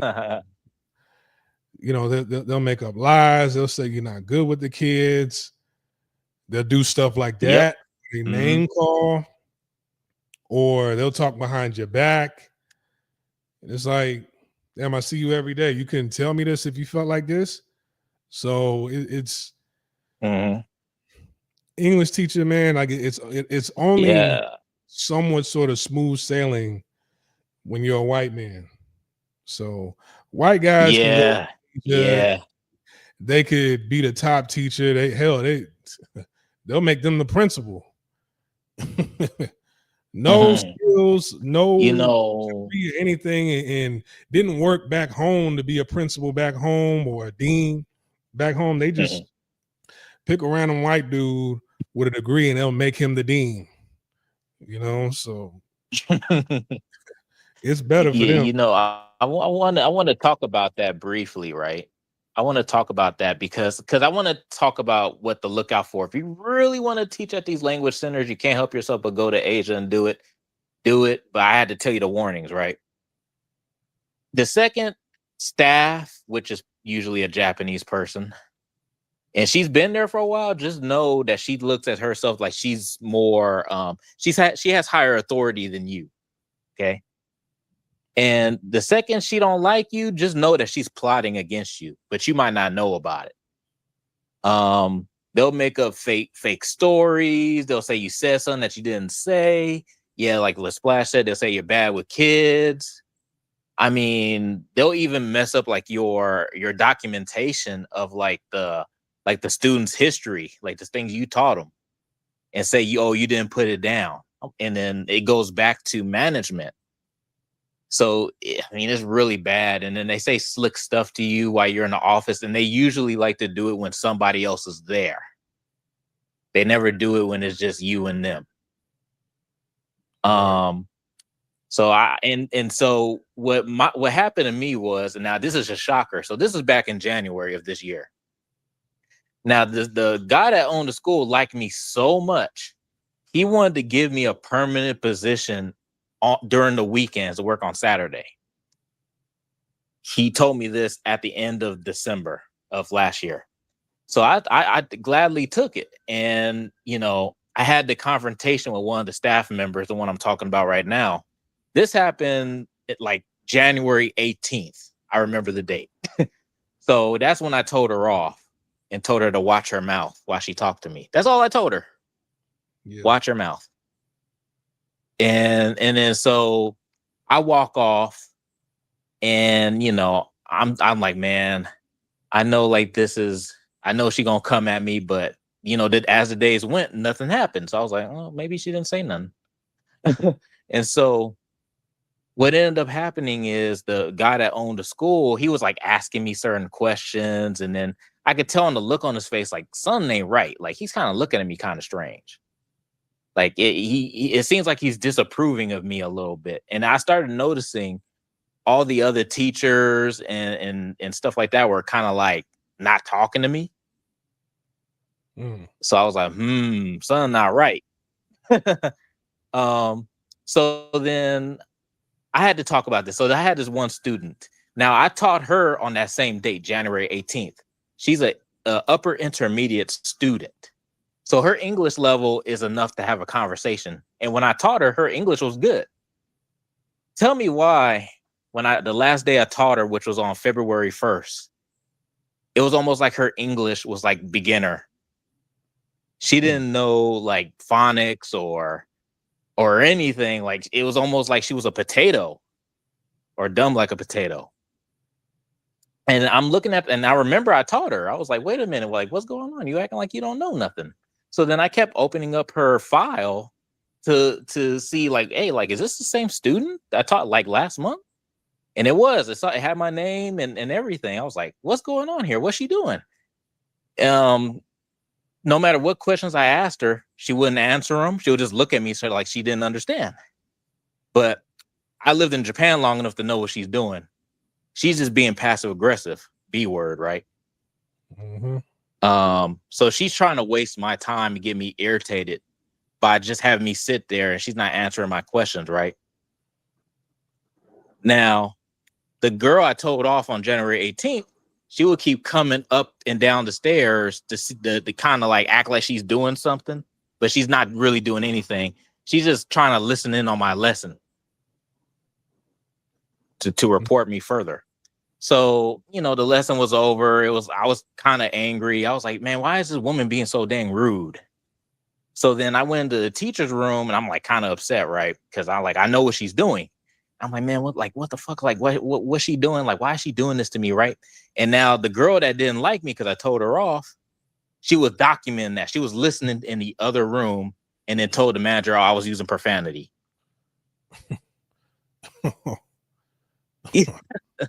Yeah, I was like, wow. And so pretty much the next day they told me, hey, we had to tell you your last day was yesterday and you no longer work here. Just random. 7 o'clock in the morning. You don't work here no more. Wow. Yeah. So what was happening is, and he actually said, because remember I told you in the month of December, he told me like, hey man, you're doing such a great job. We want to give you a permanent spot on the weekend. And so this is just a month before all this happened. And then he tells me, hey man, we got to let you go. Like we had too many complaints about you and they were coming in fast.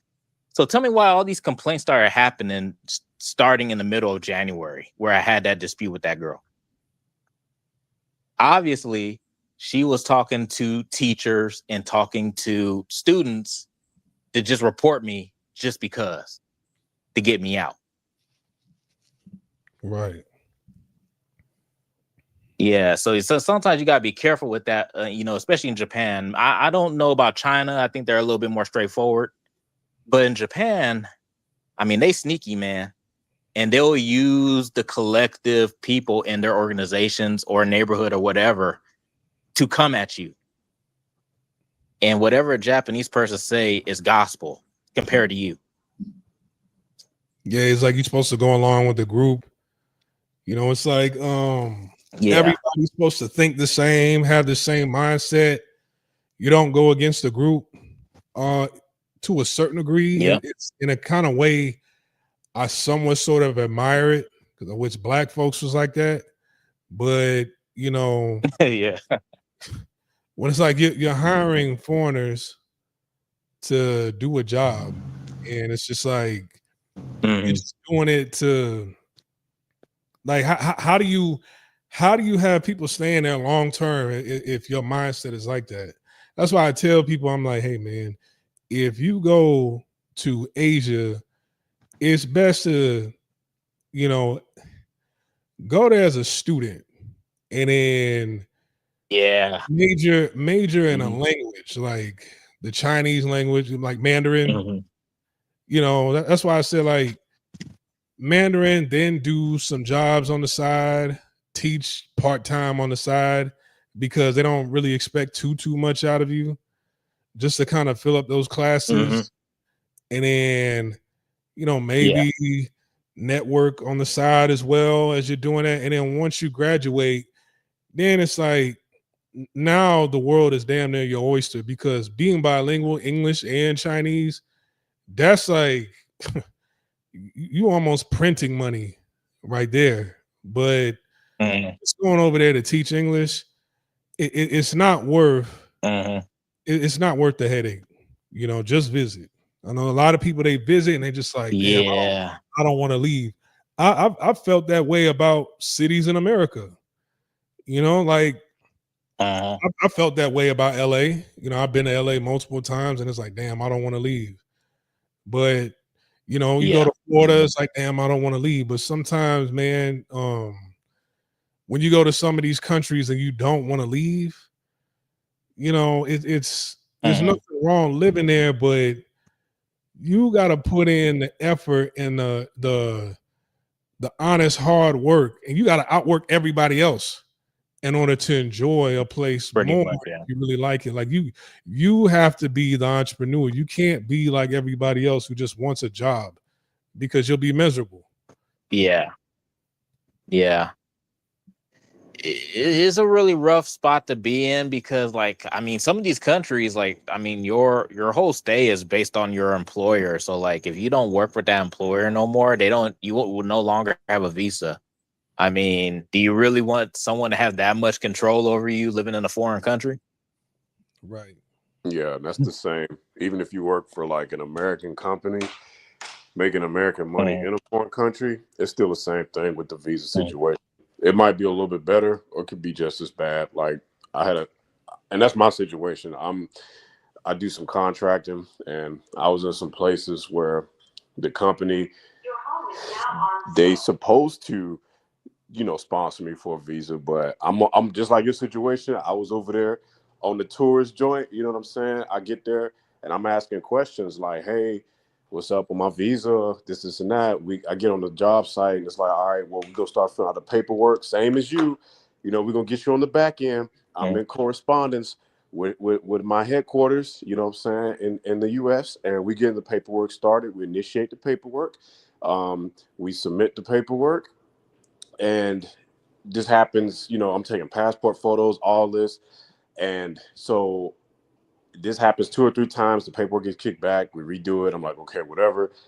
Finally submit the paperwork, and months go by, and I'm almost, through my contract, through my obligation period.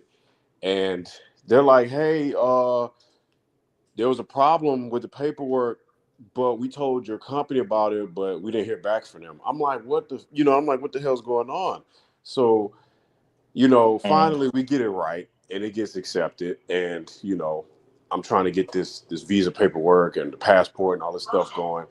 And man, long story short, I leave home. I leave home for Christmas. I go back home for Christmas. I come back and trying to get back in the country. They're like, hey, you are like, what are you doing here? Like, why you overstayed your visa, this and that. I was like, no, I got this paper and my company's supposed to be doing my they're like, nah, no, you like overstayed your visa. Like, I had to pay a fee. And I was sitting there, and I don't speak Spanish, so I'm sitting there like, I call my boss and he's on the phone talking to them in Spanish and this and that. And it's like a whole thing, bro. And they made me sign this paper. But luckily they were like, hey, if you want to buy, you know what I'm saying, buy a residential permit, it's a few $100s. I was like, hell no. But that's pretty cheap. But it's like, damn, just like you were saying, these companies, they drop the ball sometimes. Like, they didn't care. They didn't care, bro. Like, it put me in a bad spot. I'm jammed up for like an hour. You know what I'm saying? He's there, and they, like, if you still overstay these people, it's not like America where they say, hey man, just, I don't know. Now it's a little different, but before, you know what I'm saying, this election happened, it was like they didn't care. They was like, okay, just come back and try again. It'll be all right. Come back to America, whatever. Like, overseas, they don't care, bro. They're like, why you stay? We're gonna put you in jail. You leave. You buy a residential permit, or you get out. It's your choice. I'm like, damn.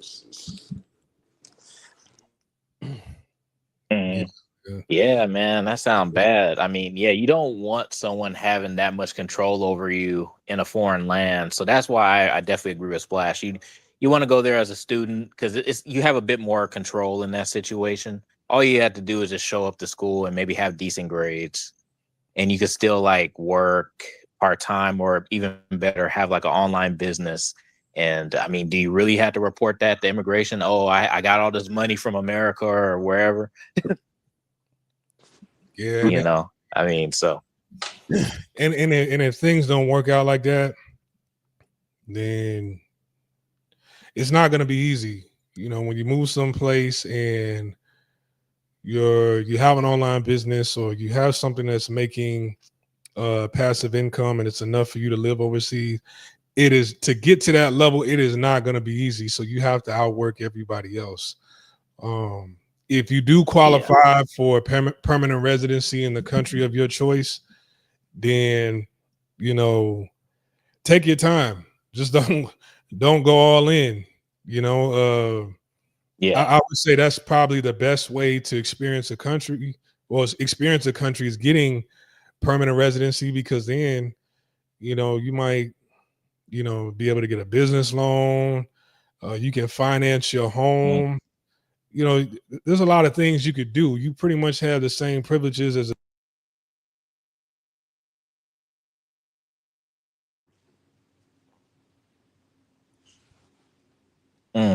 Something happened. Yeah, he might have dropped off.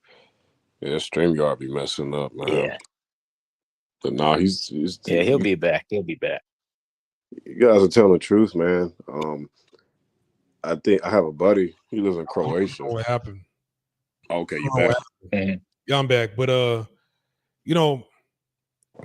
don't, like, if you get a permanent resident visa, you have all the privileges as a citizen, but and make sure all your ducks in a row, and surely, but take baby steps in order to convert over. Some people, it's just like, okay, I got this, now I want to get a job. And because it's easy, it's comfortable, and you don't have to worry about the hassle. It's little to no risk. But the risk is like, man, you at the mercy of somebody else, and your livelihood is in their hands. And it's kind of like, damn, I was doing well back home.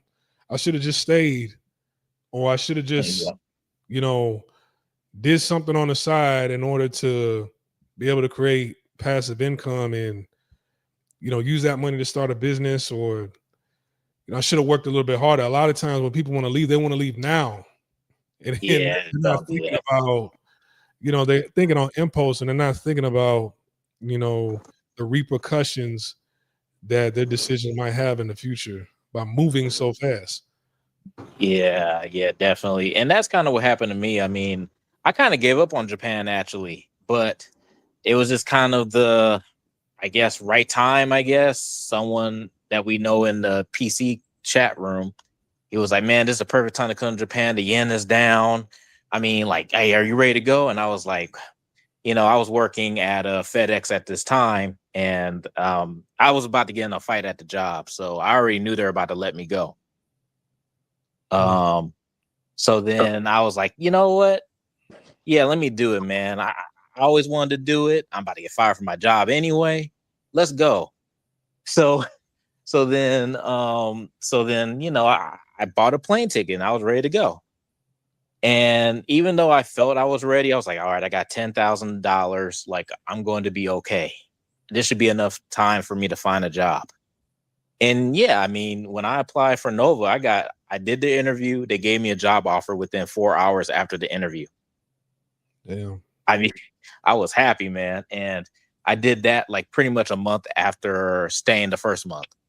So it went by very smoothly at that point. But yeah, when I came back to work, it wasn't all that smooth. And I really do recommend, like kind of what Splash is saying, I don't know if you guys know what Wise is, but it's pretty much like an international kind of like banking. They even have like debit cards and stuff like that. I recommend getting, really get that. Bank. Yeah, like get a Wise account. Because my problem was when I was in Japan, I had like my regular bank account in America, but the problem was my phone broke when I was in Japan. So I couldn't get access to like my online banking, because when I try to log in with the new phone, it wouldn't recognize it. So I was stuck, and I lost all my emails. I lost everything. I had to go on Instagram to contact a friend back in California to talk to my family. That was the only way I could get in touch with them, because everything broke. So I really do recommend, like, before you travel, make sure, like, if you got like an old phone, get a new phone just in case your phone breaks. Also have multiple ways to get paid. Like have like 4 or 5 different bank accounts. just to be on the safe side. But the last thing you want to do is when the country you're trying to immigrate to, and that's the only banking you have, don't do it. Yeah. Always have a safety net. Like, I don't know, maybe have a relative back home, have a room waiting on you, have a property, have family, somebody that you can have a couch you can sleep on, or have extra funds to rent when you get back. Because and it don't have to be, you always have something. Because I learned, my lesson. I didn't really I have bought a property now, and I have someone I trust living in it that is good. But before that, I was renting, and I didn't rent, and it was a mess. So you never know. Things could go left. The country could become politically unstable. Your job situation could go left. The girl you're with could, you can fall out with her. Who knows, right? And you might have to get out of country ASAP. And you need a place to go. You just want to fly in and get your bags and unwind for a day or two, then pick up the pieces. But now you got to find a place. It could get crazy. So definitely have, like you were saying, definitely have multiple streams of getting income, but also have a place where you can lay your head anytime you need to come back to the US. I think a lot of guys, they just, I'm gonna sell everything, and I'm gonna leave the Matrix. Don't do that. Yeah. Okay, don't do that. Yeah, okay, bro. Like you're gonna be in for a world of, I would say, instead of selling everything, don't liquidate all your assets, minimize them to the most frugal, you know what I'm saying? Minimize your assets. Don't liquidate everything, because then you're gonna go over there with a lot of money, and you're gonna, you don't know how long you're gonna be there. You don't even know if you like the country, and you're gonna overdo it a little bit, living this leisure luxury lifestyle, and you're gonna realize the costs add up. Like things that are like necessities here are luxuries over there, and it might cost 3 times. Like if you want AC in some of these countries, you're going to pay for that. If you want electricity consistently without brownouts and stuff, depending on if you're like in a third world country, you don't have to worry about that in Japan, but you're going to pay for that, and it's like, okay, you want attractive women. If you're not an attractive guy, you're going to have to pay for that. So, yeah, that's true. Definitely. Yeah, I mean, I think a big problem is that a lot of guys are like really excited, like me, and you just get up and go, and you burn all your bridges back home. But you got to remember, like, your home country is your home, like that's where your base is, and you don't know what's going to happen when you go to the new country. And like you said, like things might not work out, right?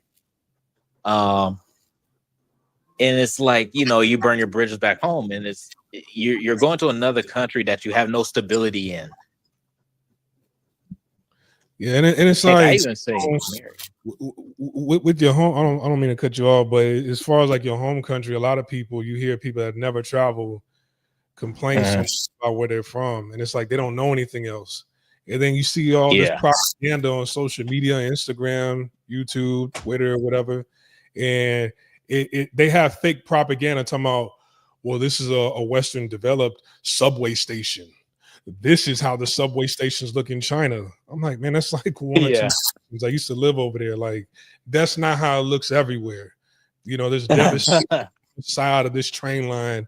Like it's they like to throw out propaganda pieces, and sometimes, man, life is more convenient. Life is better. Some people like the lifestyle in a different country, but man, when you got to deal with the culture, and the culture is the mindset, talking with people or not being able to talk to anybody because nobody wants to talk to you. Eventually you got to leave, and then as soon as you have kids, it's like now, because the high food, they're mixed, they're being mistreated, you're being mistreated, your wife is getting frustrated, or your girl is getting frustrated. So, it makes people appreciate their home country a lot more, Yeah, exactly. Hey, man, try to put in as much effort as you did overseas at home, and you'll probably come out making a little bit more. And then whatever decisions you make in the future, you have a little bit more flexibility. Whether it's like, hey, I do like my country a little bit more. The same effort I put into here, let me get a second job, or let me own a business here, and let me see what, let me try to learn this new skill and see what I can go about doing this. Okay, I learned this new skill and I got a job in this region of the country. Now I'm 2 weeks on, 2 weeks off, or I'm 3 weeks on, 2 weeks off. Okay, damn, these 2 weeks off, man, I could live in another country. They have camp housing or whatever. Damn, these 2 weeks off, shit, I could live in another country, get permanent residency there, and then I could probably buy a house over in that country.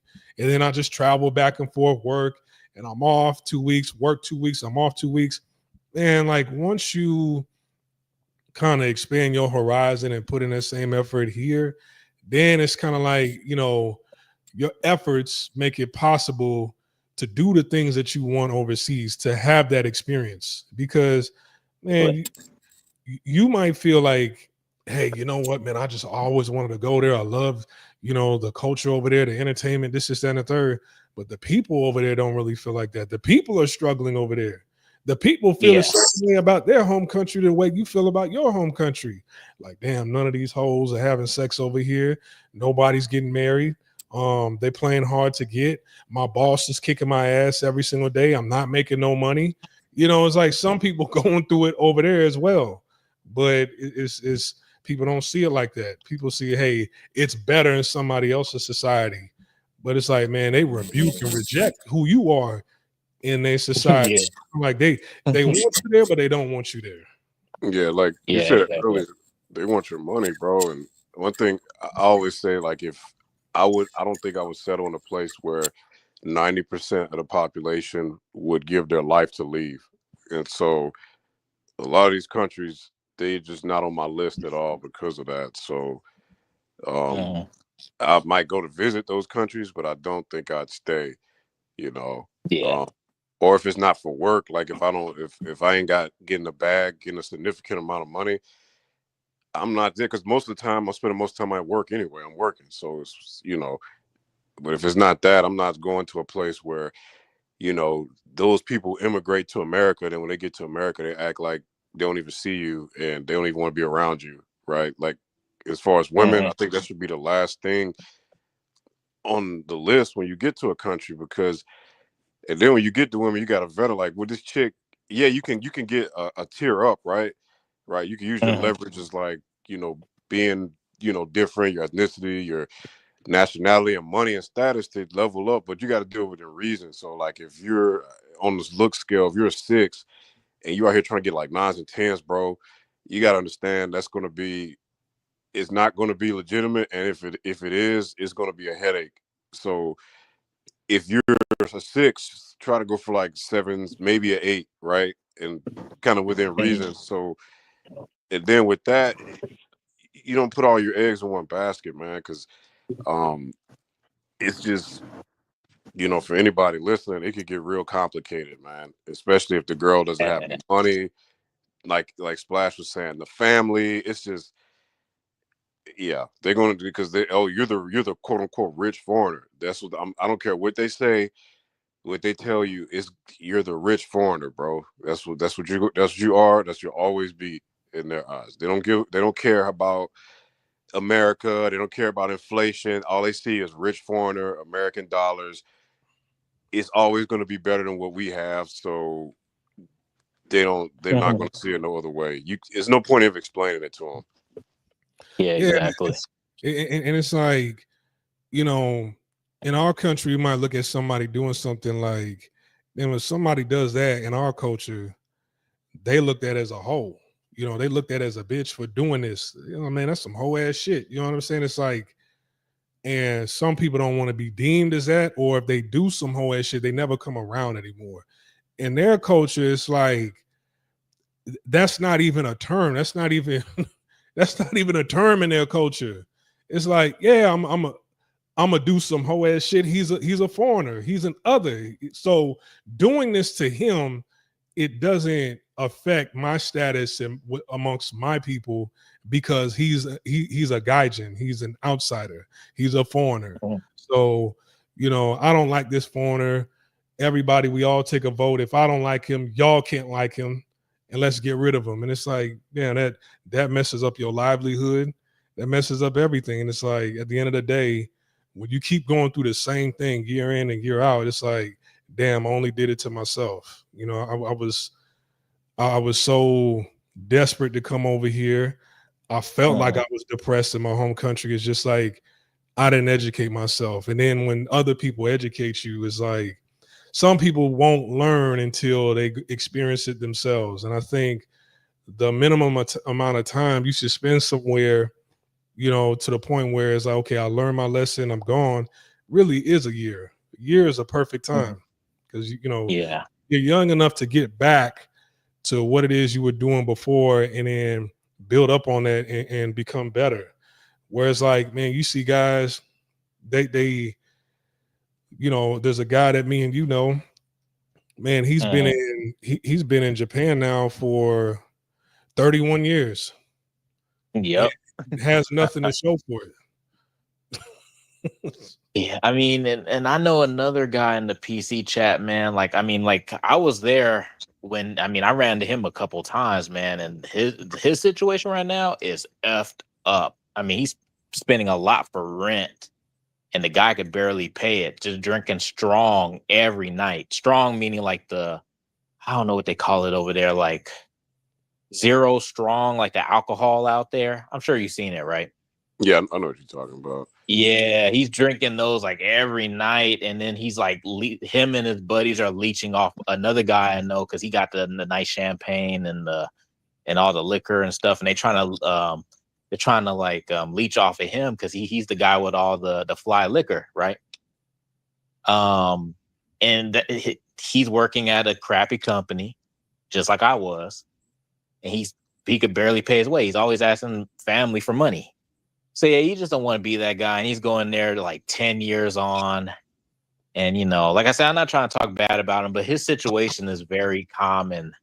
And sometimes they thinking, well, I'm in Japan, so that's good enough.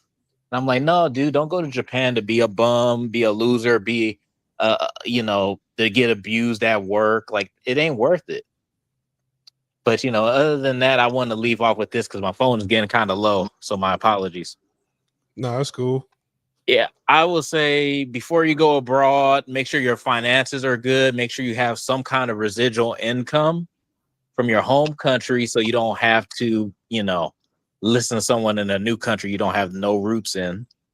And I would say get your language speaking abilities in that country to at least conversational level or above. Because I tell you, when I was in Japan, and you know, I know a little Japanese, but I don't know enough to live normally, and I struggled a lot. So I really recommend get that language speaking ability up before you go. Right, man, Fro. But I yeah, appreciate you coming on. Like, well said. I appreciate it. Hey, anytime you want to come up, feel free. You know, you're always more than welcome to come up and speak. yeah, man, I appreciate it, and you know, it was a pleasure meeting you, John Q. Yes, sir. Yeah, man, you have some good information. I agree with everything you said, man. Yeah, man. Yeah, Splash. I'll have someone send you a QR code. All right, Man. See ya. all right. Take care. Peace. All right, y'all. That was Fro. I've known Fro for like 11 years now. You know, it's I can't stress that enough. You know, that was a perfect testimony. You know, him coming up here and giving us his story because it runs with the title. First, you get the money, then you get the women. Even though it's Latin America, really is anywhere. It doesn't matter where you go, right? And you look at what people do when they come from other cultures coming over here. They come to America to start up a business. You know, some people fail, and that's okay. But you know, you look at Asians. You know, Chinese people that come over here, they starting up a business. Vietnamese, they come up over here, they start up a business. Russians, if they come over here, you know, they are owning buildings, businesses, whatever. Brothers got to get in the mindset of doing that. And I think it's, you know, we got to remove that fear, you know, and get your skills up. And another thing, one of the first things most people do when they come over here is they learn the English language. So man, John Q, you was talking about, you would never make that mistake or live in South Asia again. And I know you were feeling where Fro was coming from. Man, talk about that a little bit. Like, was it mainly business, or was it the women, or was it both, or what were you struggling at the most? That's everything, man. South Asia is, and I actually landed in a country that wasn't as bad. Like I was in Sri Lanka, and Sri Lanka is a beautiful country. The weather is actually pretty decent. It doesn't get too hot there. It's a tropical island. I'm not a fan of the cuisine. I'm not a big curry guy, but luckily they have a good fruit and seafood selection down there, so it wasn't too bad. Um, the women, the dating scene, I'll start with that and briefly touch on that. It's kind of what you're saying. Like you're a foreigner. If you're like I said, if you're a white dude, you can kind of. I'm not gonna say you can have it your way, but you have a little bit easier. But if you're a black dude, and yeah, good luck because you're gonna be like niche. There's like a handful of women that like black men. You got the girls that their families from England. They come back home. Some of them might rock with you. You might have some girls that's like some rich, educated women. A couple of them might rock with you, but for the most part, them Sri Lankan girls, especially the real pretty ones, they ain't rocking with brothers, dog. It's rare, like it's rare. Um, Number two, it's just the culture, man. It's real, man. Like it's real. It's like those videos. You see those videos on YouTube about India, bro. It's like that, but not as bad, but similar. It's very similar. You know, Damn. you talk to someone, and when I lived in the Middle East, there were like a lot of Indians and like Bangladesh and Nepalese people there too. So like when you talk to them, it's like they don't know boundaries. Like you be standing in line, and it's just they'll just be on you, bro. Like you can feel them breathing on your neck, bro. And like some of them don't use deodorant, bro. Like they smell like curry. They're not. I ain't they're not the cleanest people. They just yeah, they're very rude. Like it's just yeah, I don't really recommend South Asia at all. Like it's not it, bro. Like the hygiene is like a huge thing. Some of these places, like Sri Lanka, actually, I was surprised was fairly clean comparatively speaking. But yeah, the hygiene in some of these places ain't the best. Yeah. Yeah, I figured China was like that. Everybody's breath smell like ass in China, and like they drink this soup. Like they have this soup with every meal that they have, and everybody breath just smell like just straight butt in China. So I feel you, and it's like guys are still on YouTube talking about where to go for the women. It's like, man, look, I hope they're talking about just visiting. You know, what I'm doing is I won't even recommend everybody to do what it is that I'm doing. It's just my lineage, half of my lineage is down there. My half my family is down there, and it's a place that's nice. Am I going to pick up everything and relocate to Panama? No, no, I'm not. You know what I'm saying? It's just that before this next wave of a possible pandemic happens again, it's kind of like, hey, man, I can relax someplace else. I don't just have to stay here the entire time. But I wouldn't. I don't like it. If I go someplace, I'm not looking for a job. I'll give a job. I'll employ others, but I'm not looking for a job this time around going nowhere. I'm looking to own. I'm looking to, ownership, business. That's what I'm looking at. I'll never do what I did before again. Yeah, and you can't own anything in Asia. There might be a few exceptions, but generally speaking, y'all talked about it earlier. Either you marry somebody and they have majority ownership, or you find like a friend or a business partner or something, but you yourself would never have control of that. And at the snap of a finger, they can take everything from you and kick you out the country, and you're SOL up the creek without a paddle. And as far as the women topic, bro, like, I will concede, like, foreign women, they're not better, they're just different. Like, yeah, they're some of them like a little more about fit. They're more feminine. But the downside is femininity doesn't mean good character. They play the game better. So American woman, they might have game, but their personality is so it's distasteful. Like, they can't fake it. If they don't like a man, it's hard for them to fake it. Like, at least if she don't, it's very hard. So if you at least have some kind of observant traits about you, you can figure out this chick don't like you, or it might just turn you off, and you can kind of cut your ties. But overseas, you don't know. Like, you generally, it's like they all run a game, bro. At some of them medium, but most of them they running this at a high level, bro. And a lot of these dudes get guys. It's like to the point I don't even. And it sounds bad. I don't even want a foreign woman no more, bro. Like, I'd rather just pay a foreign joint an hourly rate, have my fun and then leave. Like, I don't even want to pursue nothing serious. And I just realized this year, bro. So I spent the majority of my adult life like wanting these foreign women, and it's like, bro, I don't even want these hoes no more, bro. Like, I really don't want nothing to do with foreign women. Like, I'll stick and move, but even then, I'm kind of like, I need a break. You know what I'm saying? Yeah. I bet a lot of dudes probably like, man, you crazy. You crazy. I'm like, you deal with enough of them, you'll see. Right, because like, you see the evolution of a lot of these women is what you complain about in the West. It's the same thing worldwide. Hell, it's worse worldwide. And then, man, I remember when I first moved to Thailand in 2014, I used to see like every white dude out there. It didn't matter how young, how old they were, how fat they were. They all had like a dime on them. And then now today in Thailand, when you go over there, you see like them same white dudes, they with obese women over there now. They're with single mothers over there now. You don't see what I saw back then. You don't see that today. And then some guys are thinking like, hey, you know what?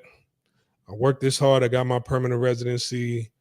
I met a woman. Now I'm going to marry her so that, or like if they don't get permanent residency, they'll marry somebody so that they can get permanent residency. And then it's like, I'll have her running the business and this, that, and the third. And then it's like, now you get your business, you get your home swept right under you. You putting that much stock into one woman that, it's kind of like, I'm here for us to have a good life, and I'm trying to show you that I'm a good husband, and all she's showing you is like, hey, I'm a crook. You know what I'm saying? Yeah, you got the money to build this up, but I'll take it right from you and then have you kicked out the country. There's a fear of that when you travel. And I'm on the same, I have the same thought process as you before. I wanted foreign women. Now it's just like, man, I just want to pay for them to leave. And I was never about that. I was anti-tricking, anti-paying for a hoe's time. Now I'm like, hey, how much does it cost per hour? And, how much does it cost per 30 minutes or whatever? I don't even need an hour. I just need 30 minutes and I need you to go. I was never about that. I was never paying for hoe. I never paid a hoe when I was in Asia, not once. And I was in the land of hoe. There's a hoe on every corner charging. It's for sale on every corner in Thailand. I never paid for hoes back then because I was just so anti-tricking. And now I see why guys are tricking. It's just like, hey, let me pay for the headache to go away. But even that's a risk. That's another risk on that. And that's why I keep saying, I'm like, where can men have a peace of mind for only 30 minutes? Yeah, it seems like it's just safer sometimes. It's more risk. It's risky in general, but it's a little bit better just to just to pay the as they call it in Asia, short time, one shot, whatever, you know what I'm saying? Just get you one shot, two shots, short time, and go about your business, bro, because things could get real weird. Um, because even though it's a transactional relationship, the woman, you're obviously gonna catch feelings as the man most times if you look at that's what you're looking for, but the woman might actually catch some, but ultimately she's not because she's still transactional. But then she will get extremely jealous and all this kind of stuff, like she's in a real relationship, but it's not. It gets real weird, bro. And obviously you slip up and you have a kid or whatever the case may be, things get even more, you know, crazy. It's exhausting, man. And then even if everything's on the up and up, even if you feel like this chick may really like you, it could you feel that way, but then you got to deal with the family. And if she's poor, then it's like, hey, bro, open that wallet up for the whole family. I don't care what she say. What women say and what's the reality of the situation are two different things, because they think idealistically, they don't think things through. They're more in the moment and they don't really use foresight. So when she says, "Oh, babe, it's not going to be like that. Don't worry, don't worry." That's the women love to say that. Don't worry, don't think too much. Okay, yeah. And then when something happened, why didn't you have a plan? Why didn't you do? Like what you told me? So yeah, yeah. And when mama gets sick, brother needs, whatever, and nieces and nephews that probably is her kids secretly, but she said that her nieces and nephews, stuff's gonna be crazy, bro. And it's just exhausting, man. I really, I can't believe I'm not saying, I really feel like I'd have a better chance of finding an American woman if I don't plan on moving overseas, just either being single until I find like a decently wholesome American woman. But the trade-off is she probably not going to look that good, and that's okay. I'm cool with that. I'll take a 5 or 6 in America. If you find a woman of foreign descent that immigrated to America, that got her papers 100%, that might be a good look too. But getting one from another country and bringing her back is, bro, or it's a lot of paperwork. The K1 visas, the K3 visas, bro, it's a lot of paperwork, bro. I know a few guys that did it, and yeah, I don't want to do all that paperwork either. I don't. So, Right. and that comment, I think this brother said, he said SML say y'all killing the fantasy. That's true. It ain't nothing but a fantasy. And he said, Filipino women don't like condoms. That is the truth. They don't like condoms. I don't know why that is, but you know, they don't like condoms. If you getting with a woman for the first time and she's like, if she cause some chicks don't like condoms. If you use a one, she don't say nothing. That's kind of. But if you put one on and she's like offended or objectively opposed to it, you should leave, bro. And this is coming from a guy who this has happened to and did not leave. I'm telling you from experience, like you should probably just leave, bro. Like you should probably leave, bro. You should probably leave and don't ever look back. I don't care how fine she is. I don't care. The pussy wet. It's sparkling, pretty pink, dripping, oozing. She got her legs spread wide open, pretty feet, toes painted. Bro, just leave. Just leave, bro. Just go down the street, go pay you something, go buy, just go take a cold shower, whatever you got to do, bro. Don't do it, bro. It's a Yeah. trap, dude. Yeah, it's a trap, man. It's a trap. Don't do it, bro. Yeah, man. I'm about to shut this down. It's almost 1 o'clock over here. Man, John Q, I appreciate you coming up anytime you want to speak. The link is always open, for you to speak your mind and to give us game, in your experience. I appreciate it. Man, salute for Fro for coming up on here also. And I might have to make a separate video and like not take out the first part, but just have Fro and you on here talk about your experience, because that experience in Japan, it needs to be heard on the internet. It needs to be a separate video on itself, because I've been talking about that for the longest. But I'm glad Fro came up on here because he was out there for a year. So man, I appreciate y'all coming on. I appreciate everybody for watching, tuning in. Hit the like button, share this video. Check out the links in the description box below for the Patreon page and the Facebook page. Man, until next time, I might come back on here tomorrow evening around about the same time. So y'all tune in for that. I'm over and I'm out. Peace.